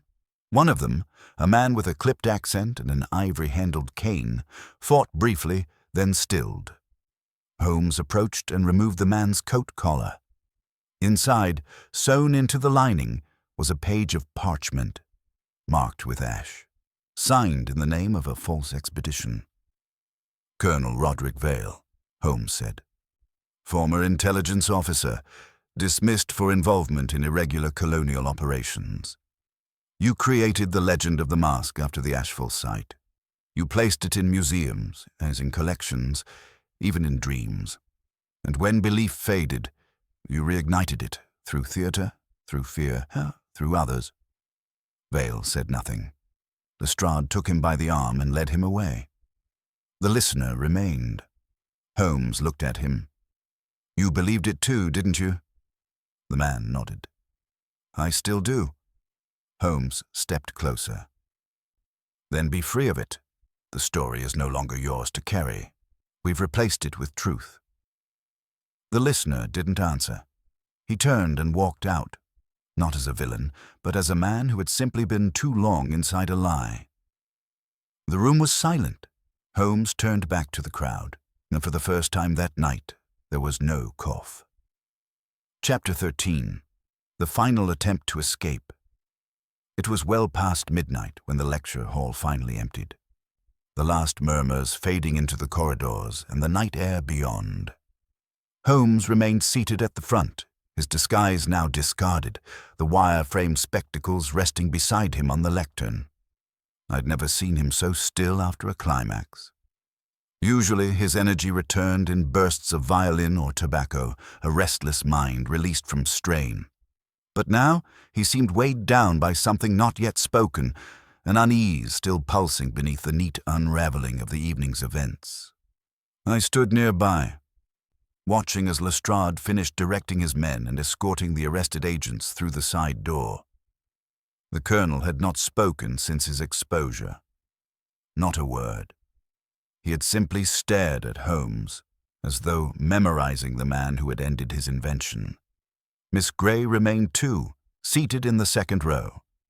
She had watched the listener leave in silence, eyes fixed on his back as though it would vanish if she blinked. She had said nothing during the reveal, but now she approached Holmes slowly and sat beside him. The air was different now, as if the room itself were reluctant to return to the ordinary. "It's not over, is it?" she asked softly. Holmes shook his head. "Not quite. The structure has fallen, but the scaffolding remains. Someone else will try to lift it again. It may not be the listener. It may not even be one of the men arrested tonight. But stories do not die so easily once they've been told. Especially when fear has already given them breath." Lestrade returned then, tugging his gloves tight as he walked toward us. "We've got Vale in custody, and his two men will talk soon enough. We found papers, sketches of the mask, symbols, fake death certificates. A whole operation designed to keep the illusion alive. If I hadn't seen it unfold myself, I'd have called it madness." Holmes stood. "It was madness, Inspector, but of a very disciplined variety, carefully constructed. His genius wasn't in invention, it was in restraint. He knew how little was needed to provoke the imagination." Lestrade gave a small grunt. "Well, I imagine we'll be cleaning up the threads for months. But you've done your part." Again. We prepared to leave, Holmes gathering his notes and motioning for me to carry the ash-filled basin. He paused before exiting the hall and looked back once, not at the crowd or the stage, but at the space where the listener had stood. "I don't trust silence anymore," he said quietly. We stepped out into the wet street, the night fog curling around the gas lamps like smoke that had refused to die. It was nearly 2 o'clock, and Baker Street felt impossibly distant. But Holmes did not hail a cab. Instead, he walked with unusual slowness, his mind still sifting through shadows even though the light had already come. It was not until we were halfway home that we saw the figure waiting beneath the awning of a closed bookshop. He did not speak. He stepped forward, reaching into his coat. Not with a weapon, but with a box. Small, black, familiar. Holmes froze. I stepped in front of him, but Holmes touched my arm. "Let him," he said. The man opened the box slowly, revealing not a mask, not ash, but a piece of cloth folded neatly in quarters. When Holmes reached for it, the man whispered, "This one never burned?" Holmes unfolded the cloth. Inside was a thread, identical to the one Miss Gray had shown us. Another thread. Another seed. The man, tall, thin, with a mark on his cheekbone like an old brand, turned and disappeared into the alley before we could move. Holmes stood motionless, staring at the thread for a long time. "He's one of Vale's," I said. Holmes shook his head. "No, he's new, a disciple. The story has found another voice." We returned to Baker Street, the box still unopened in Holmes's hand. He placed it on the mantel next to the old Stradivarius and did not speak for nearly an hour. Then, without turning, he said, "Fear is not content with survival. It seeks to grow. It attaches to those willing to be vessels. We destroyed a lie tonight, but not the need for it." I sat across from him, watching the coals dim. "And what will you do with the thread?" I asked. Holmes smiled faintly. "I'll keep it as a reminder." I waited for him to say more, but he didn't. Instead, he rose and pulled the curtains shut. Then he struck a match, lit his pipe, and walked to the window. Mouse-eyed, the night remained still. But somewhere in the fog, I thought I heard a cough. Or perhaps I only imagined it. Chapter 14. Holmes closes in. The final clue. Revealed? The morning after the encounter beneath the awning came slowly, grey and soundless, as though the city itself were hesitating to breathe. I found Holmes already awake, seated at the breakfast table, the unopened black box resting beside his cup. He had not touched the tea Mrs. Hudson had brought, nor had he spoken since rising. Instead, he simply stared at the cloth-wrapped thread, his fingers unmoving, the ash-stained parcel unburned and undisturbed. It was unlike him to let an object remain untouched when curiosity burned so fiercely behind his eyes. But something about the thread, its quiet threat, its familiar simplicity, seemed to demand reverence, or perhaps restraint. When I finally broke the silence, it was with a question that had gnawed at me through the night. "Holmes, why not destroy it? If this thread is a symbol, if it's part of the illusion, shouldn't we end it here, completely?" He looked at me then, not surprised by the question. "If I burn it now, Watson," he said, "I do what they expect. I become part of their ritual. Fire, silence, fear. That's the path they've laid. But if I preserve it, not with reverence but with logic, I can study it without submitting to it." I frowned. "You mean to use it?" Holmes's eyes narrowed. "I mean to understand it. Somewhere in this thread is the key to how the illusion spreads, not just from man to man, but from fear to form.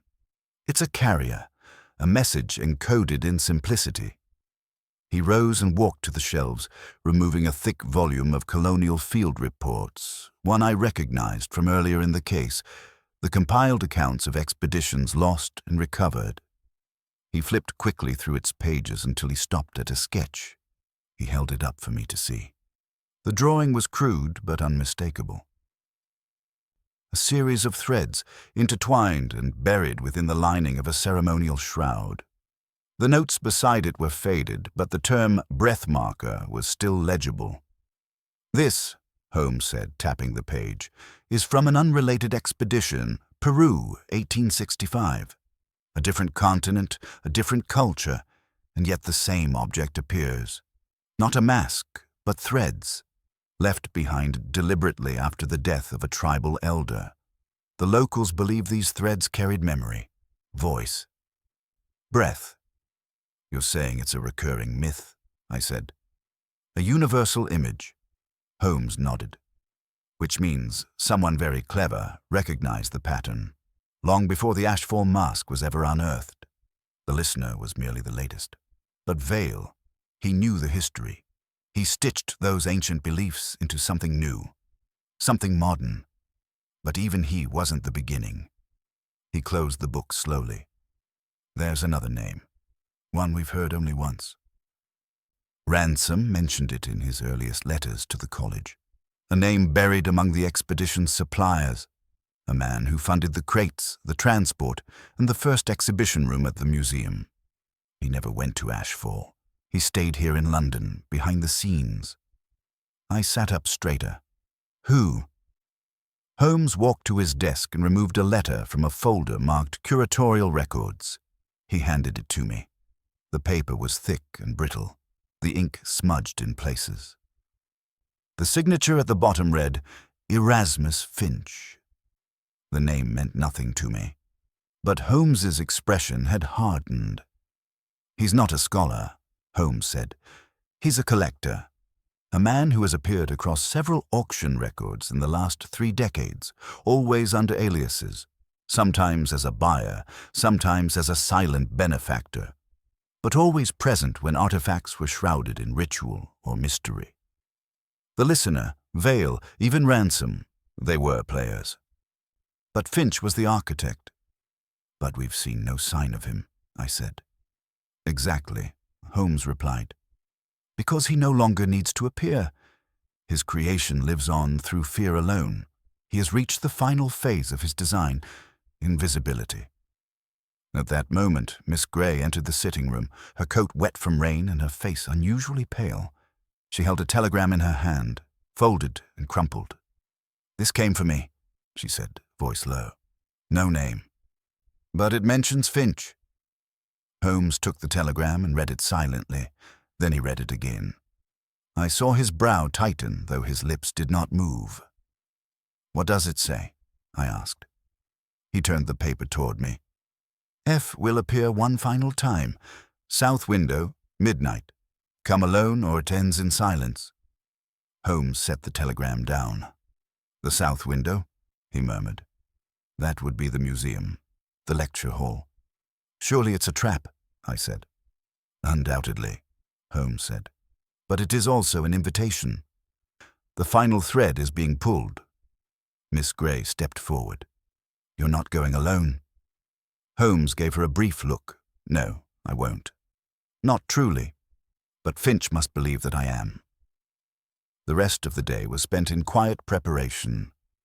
Holmes composed 2 letters, one to Lestrade and the other to the head of the museum, requesting the hall remain accessible but unstaffed for the night. As evening fell, he packed a small satchel with a notebook, a sealed envelope, and the thread, still wrapped in cloth, and slipped it into his coat. At 1:15 midnight, we arrived outside the museum. Holmes instructed me to enter through the basement entrance and wait just beyond the stage wall. Miss Grey would remain by the rear stairwell. Holmes would walk through the front alone. I watched him disappear into the darkness, his silhouette swallowed by the great iron doors. The last thing he said to me before he went inside was this. Fear thrives in silence, Watson. But tonight we speak. Chapter 15. The Final Gathering. The museum was darker than I remembered it, every corner holding a breath that had not yet exhaled. I moved quietly through the basement corridor as instructed, the narrow passage lit only by the dim glow of my pocket lantern.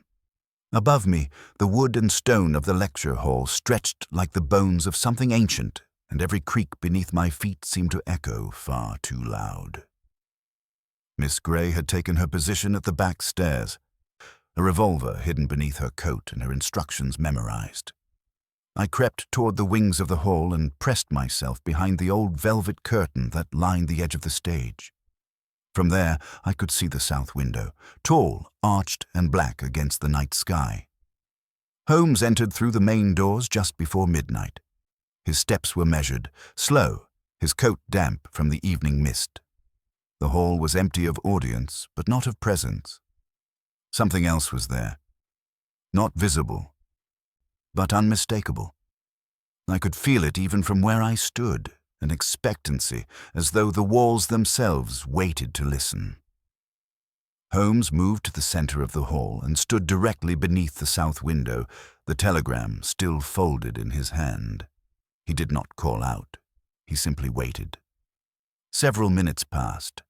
The wind outside picked up slightly, tapping the glass with a soft, repetitive whisper. Then a figure appeared.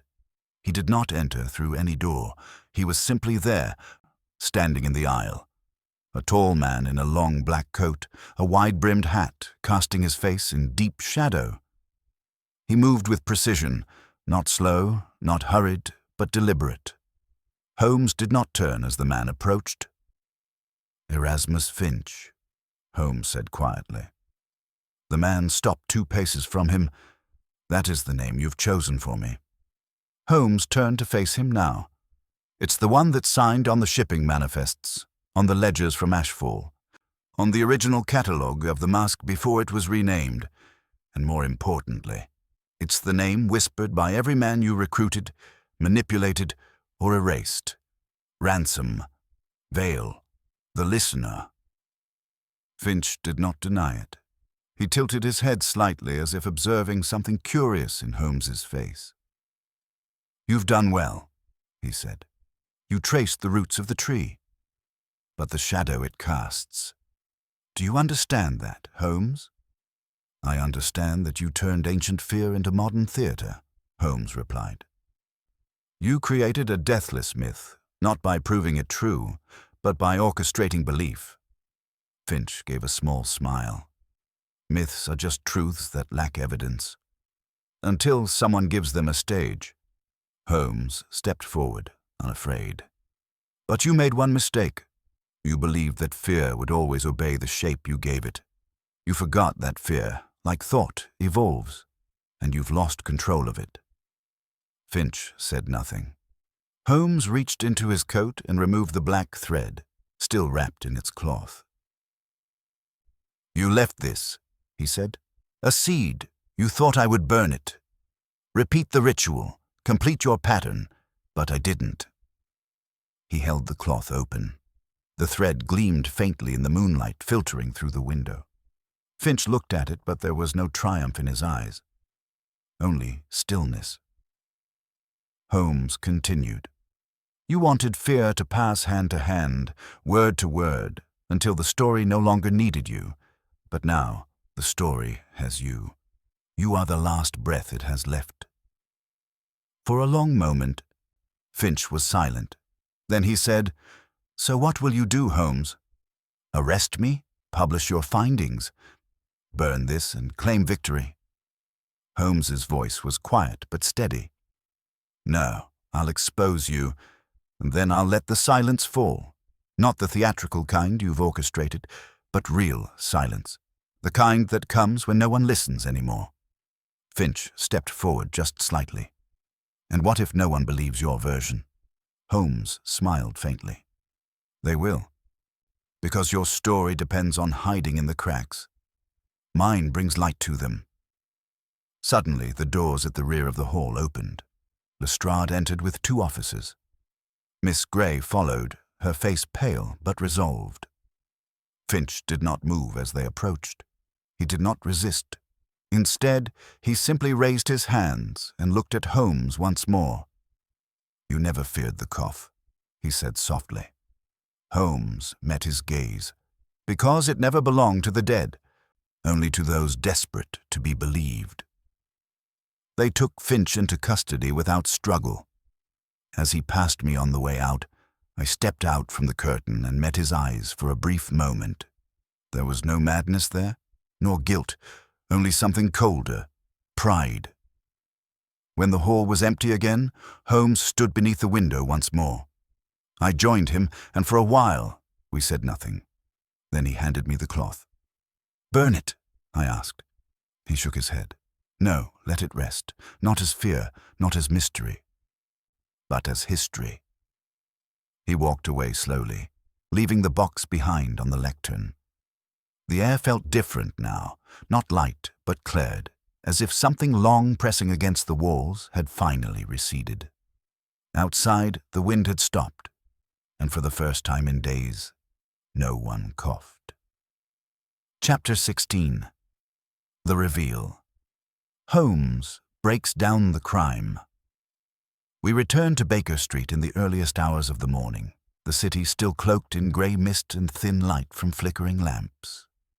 Holmes moved with an almost meditative calm, his steps slower than usual, not from exhaustion, but from a deep inward stillness.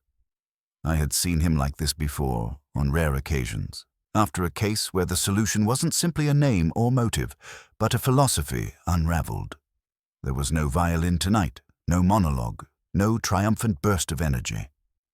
Just silence. Holmes sat by the fire, lit a single pipe, and motioned for me to sit.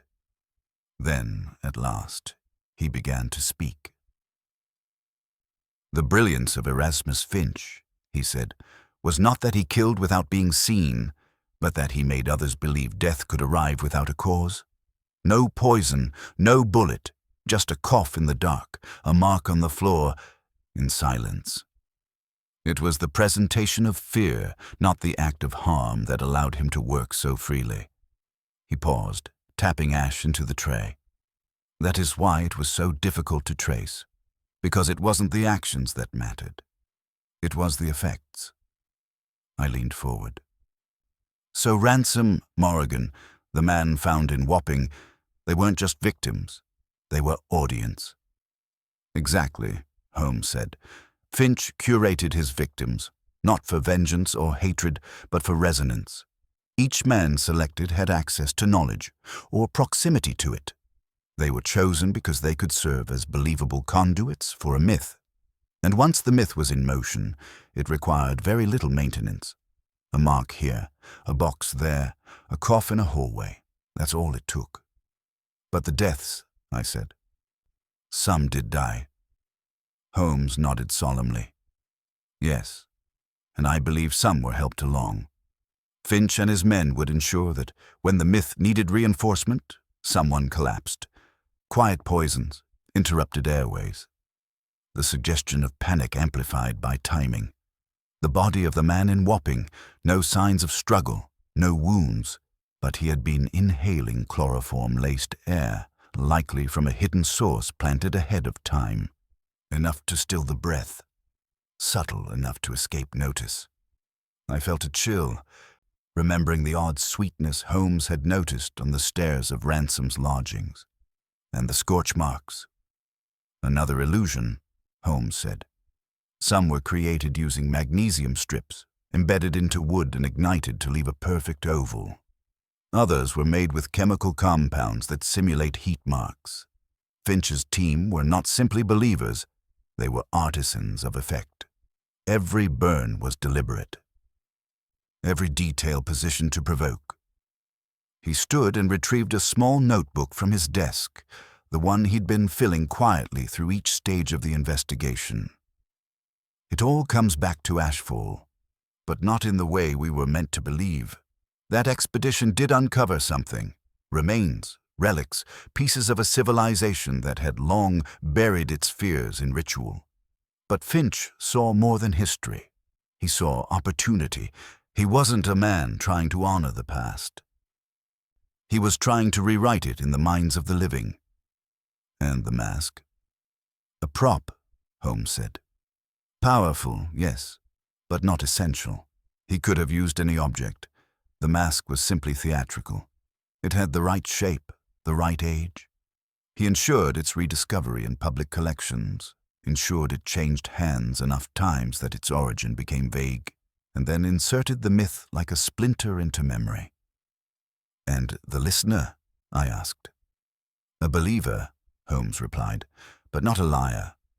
I think, in some twisted way, he truly thought the mask carried power, that it had witnessed something ancient, something sacred.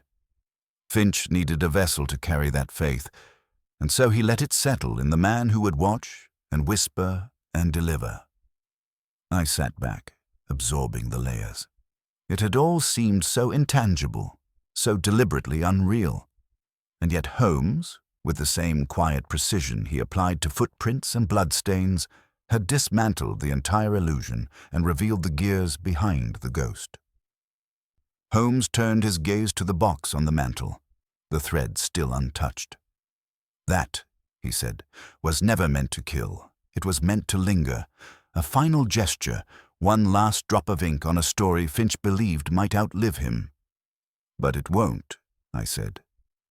Holmes gave the faintest smile. "Not now. Because fear, when exposed to light, must transform.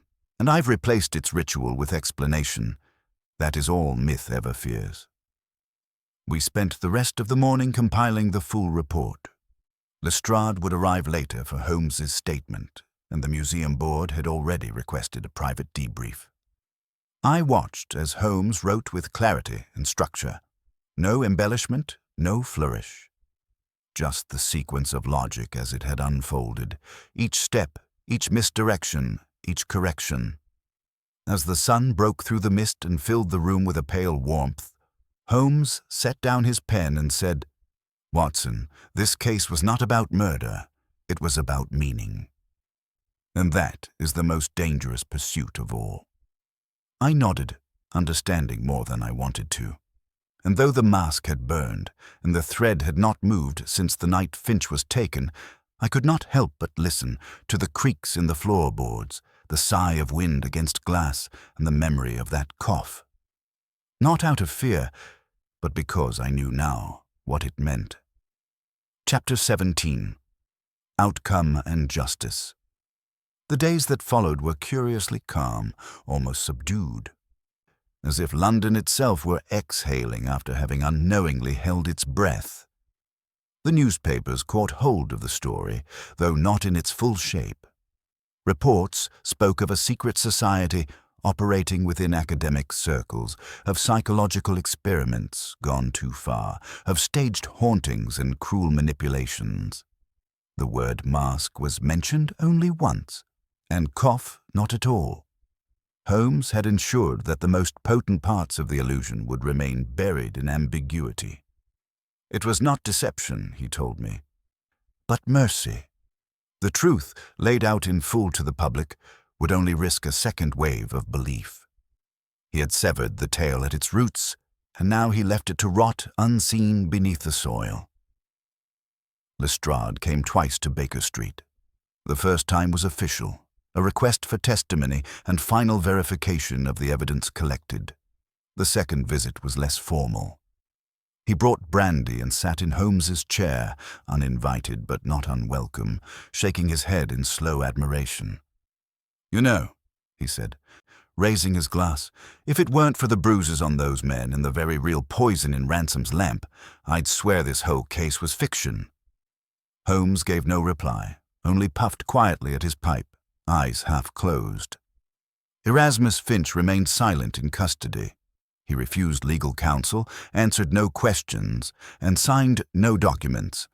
The magistrates called it a psychological breakdown, the culmination of delusional obsession. But Holmes disagreed. "Finch is not mad," he said to me later. "He's fulfilled.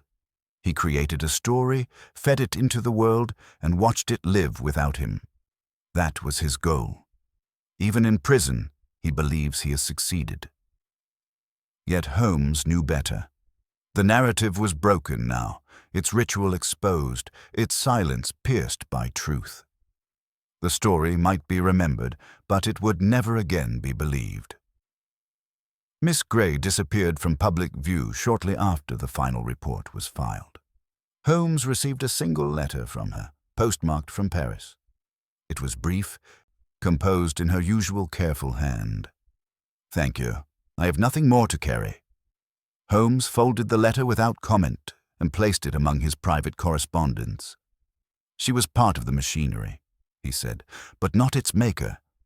She'll heal now, in the way only people who have seen behind the curtain can." As for Alec Morrigan, he recovered slowly, both in body and mind. The psychological scars remained, the knowledge that he had been used, manipulated into fearing a death he never deserved. But Holmes saw to it that he was quietly reassigned to a position in Oxford, far from the surgical college and the whispers that still haunted its halls.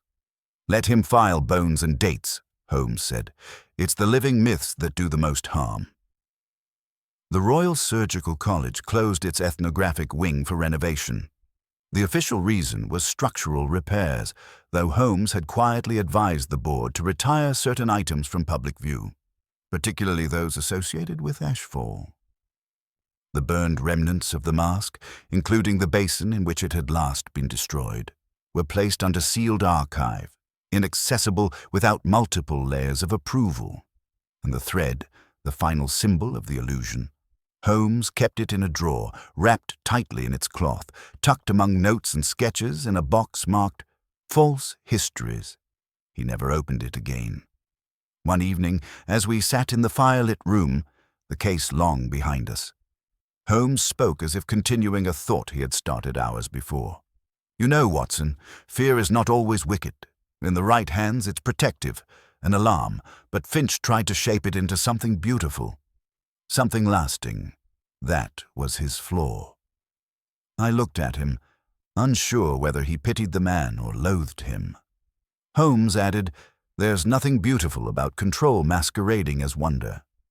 I asked then the question I had been carrying for weeks. "Do you think he believed in the mask?" "Truly?" Holmes paused. "No," he said at last. "Not in the object, but in the power of people to need it. That he believed in entirely. And in that belief, Finch had built his empire. One cough, one mark, one whispered story at a time. Now it was over." Holmes returned to the hearth, the pipe still glowing faintly in his hand, though the smoke curled upward like the final vestige of a dream that would not quite leave the waking mind. The box marked "False Histories" remained where it had always been, nestled in the lowest drawer of the cabinet.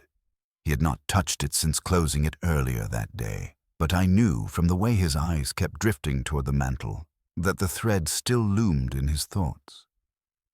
"You never quite believed in it," I said quietly. "Not even when the mask reappeared. Not even when Morrigan collapsed." Holmes took a moment before replying. "Belief is a word too easily used, Watson.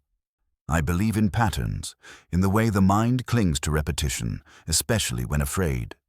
When we lose the known, we seek meaning in the unexplained. A cough, a mark, a shadow, these are nothing on their own. But in the presence of expectation, they become symbols. The more people saw them, the more real they became. Even to the healthy, even to the sane." He leaned forward, tapping ash from the bowl of his pipe into the tray, then stood and walked to the window. The glass was cold against his fingertips. Outside, the gaslight shimmered faintly in the mist, warping its reflection like a memory half remembered. Holmes spoke again, but this time his tone was less measured, almost wistful. "Do you recall the child's game? The one where they whisper a phrase down a line of children, each repeating it until, by the end, it bears no resemblance to the original?" "Of course," I said. "That is what Finch created, a myth that needed only to be misheard. He didn't need to prove the mask could kill. He only needed to suggest that something unseen could. The rest happened naturally. Human fear completed the equation." I felt a weight settle over the room, but that makes it worse, Holmes. That means it's still possible. Even now. Holmes turned toward me, a glint in his eye. "Only if we allow it. Only if we let silence reclaim what we've torn into light. The illusion depends on secrecy, on the absence of clarity. But the moment we walk others through its architecture, expose each beam, each rope, each shadow, it cannot support itself. It crumbles beneath the weight of logic." He walked back to the desk, drew open a drawer, and retrieved the copy of my manuscript he'd annotated earlier that week. Turning to the final pages, he tapped one paragraph near the end. "This, Watson. You must revise it." I leaned forward and read. The mask had been destroyed. its ashes scattered, its legend laid bare. The last mark had faded, and with it, the fear. I looked up. What should it say instead? Holmes thought for a long moment. Say this. The mask was not the ending, it was the beginning of understanding. I scribbled the change into the margin, then closed the book softly. I've often wondered, I said, if stories like this can truly be forgotten, if the fear that shaped them ever really vanishes. Holmes nodded slowly. No, Watson, they're never truly forgotten. But they lose their strength when they are understood. The human mind is a labyrinth built to preserve fear, because fear once meant survival, but now it must be tempered, brought into the light, not locked away. The fire cracked gently, and the silence between us took on a warmer hue. Outside, a distant clock struck midnight. Holmes reached into his coat pocket and drew out a folded sheet of paper, yellowed and worn. He handed it to me without a word. I unfolded it carefully. It was one of the original expedition reports from Ashfall, the handwriting tight and urgent. But something had been added in a different ink, neater, colder. To preserve belief, truth must be carefully thinned. To create fear, we must simply invite the eye to look and let the mind do the rest. Finch's handwriting, I whispered. Holmes nodded. I found it buried in the museum's donation archives. He wanted it read. He left it there deliberately. A kind of last testament. I looked at the words again and felt the subtle sickness of how close they had come to succeeding, how delicately the illusion had been balanced, how nearly the city had fallen into mass belief. Holmes, seeing my expression, said gently, "You see, Watson, this case was never about a man." Not really. Finch could have been anyone. That is the true horror. Because the method he used, selective truth, whispered fear, ritualized silence, these are available to anyone. And they are being used every day. He returned the letter to the drawer and shut it firmly. But so long as we meet such methods with reason, so long as there is even one voice willing to stand between belief and manipulation, then the story ends as it should. I stood and walked to the window, watching the lamplight stretch across Baker Street. What happens next? Holmes joined me. Next, the city forgets. It moves on, as it always does. But we remember. Not to fear it, but to recognize it if it ever returns. Finch believed the mask would outlive him. It won't. The room settled into silence again, this time a silence that did not carry threat, only rest. I wrote the final words of my manuscript later that night, not as a tale of horror, or even as a case file, but as a parable of perception, a reminder of how close the human mind hovers above the unknown, and how easily it fills the dark with shape and voice and death. And as Holmes prepared for bed, extinguishing the last of the lamps, he looked to the mantel where the box had once sat and said, "Close the curtain, Watson. The theater is empty." And I did, or nearly over. For even in the quiet of our flat, with the gas lamps low and the windows shut against the London chill, I could still remember the first night, the sound behind the door, the soft, dry cough in the dark. I no longer feared it, but I remembered it, and perhaps that was Finch's truest victory, not terror, but memory. And yet Holmes had the final word. He stood from his chair that evening, reached for the small box on the mantel, and placed it gently into a larger case marked "Resolved." Then he turned to me and said with a faint smile, "Time to write it down, Watson, and time to end it." Chapter 18. Holmes' final reflection. It was nearly spring when the final chapter of the case passed into memory, the streets of London shedding their winter mist for a lighter, gentler air. Life resumed its steady rhythm. The newspapers had moved on, the public's brief fascination with whispers of ritual deaths and deathless artifacts faded beneath the weight of more tangible news. Bank failures, foreign dignitaries, a new bridge somewhere north of the city. No one spoke of the mask now. No one spoke of the cough. I had finished writing my account, of course. Not for the public, but for Holmes himself.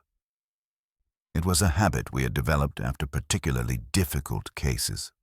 Those in which the villain was not just a person, but a concept. This story had demanded more than clarity. It had demanded restraint.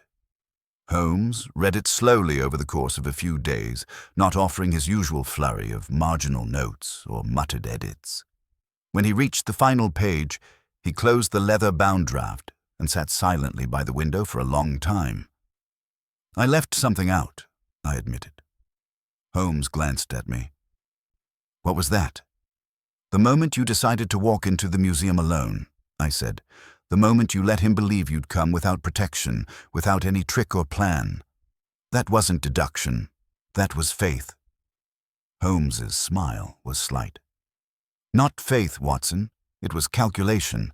I knew what he expected of me, and I gave it to him, but I also knew he believed too much in his own design.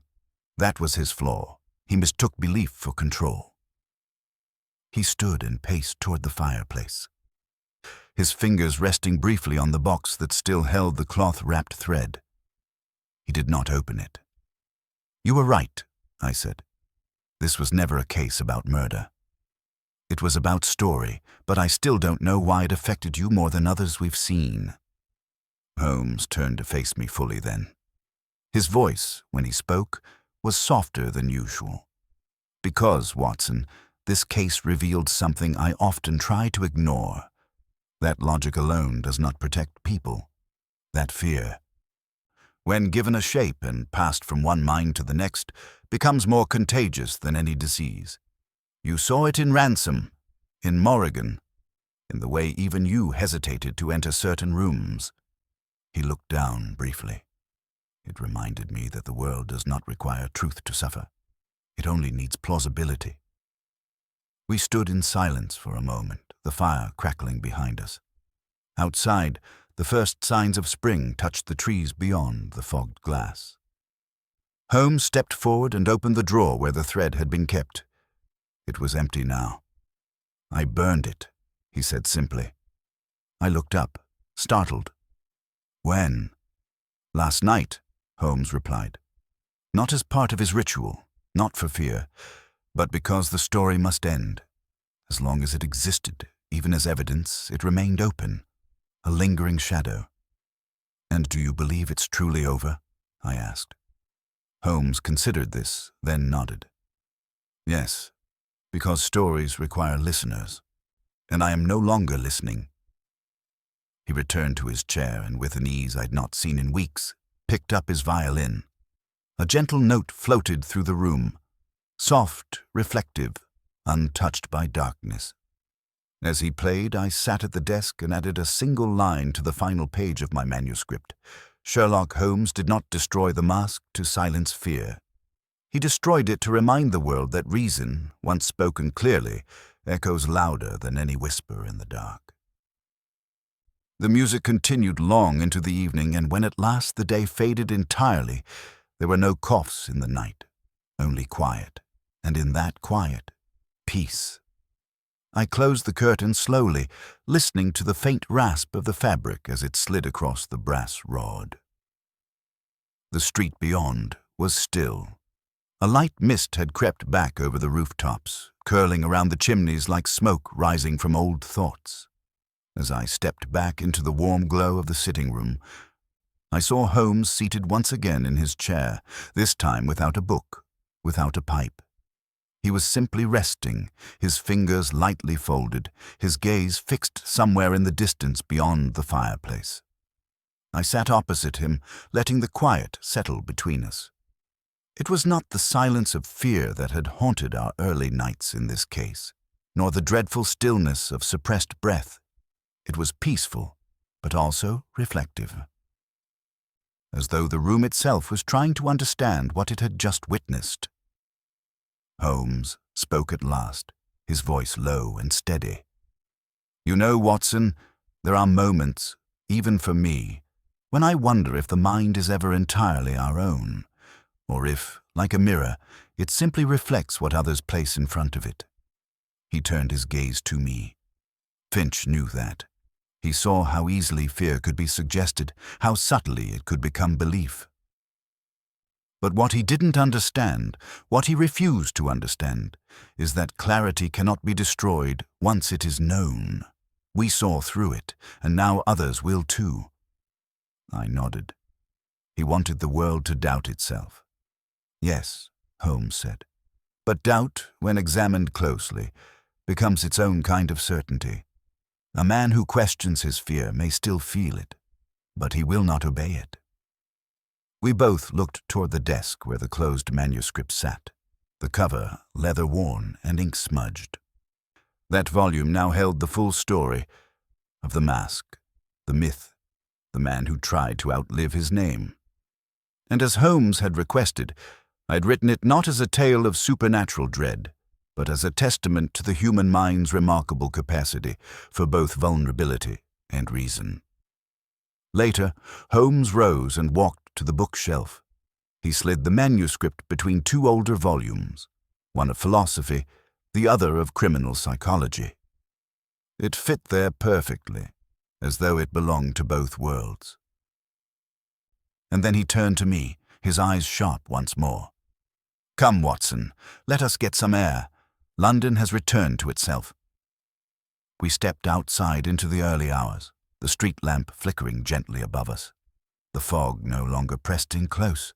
It merely lingered, soft and harmless, like breath on glass.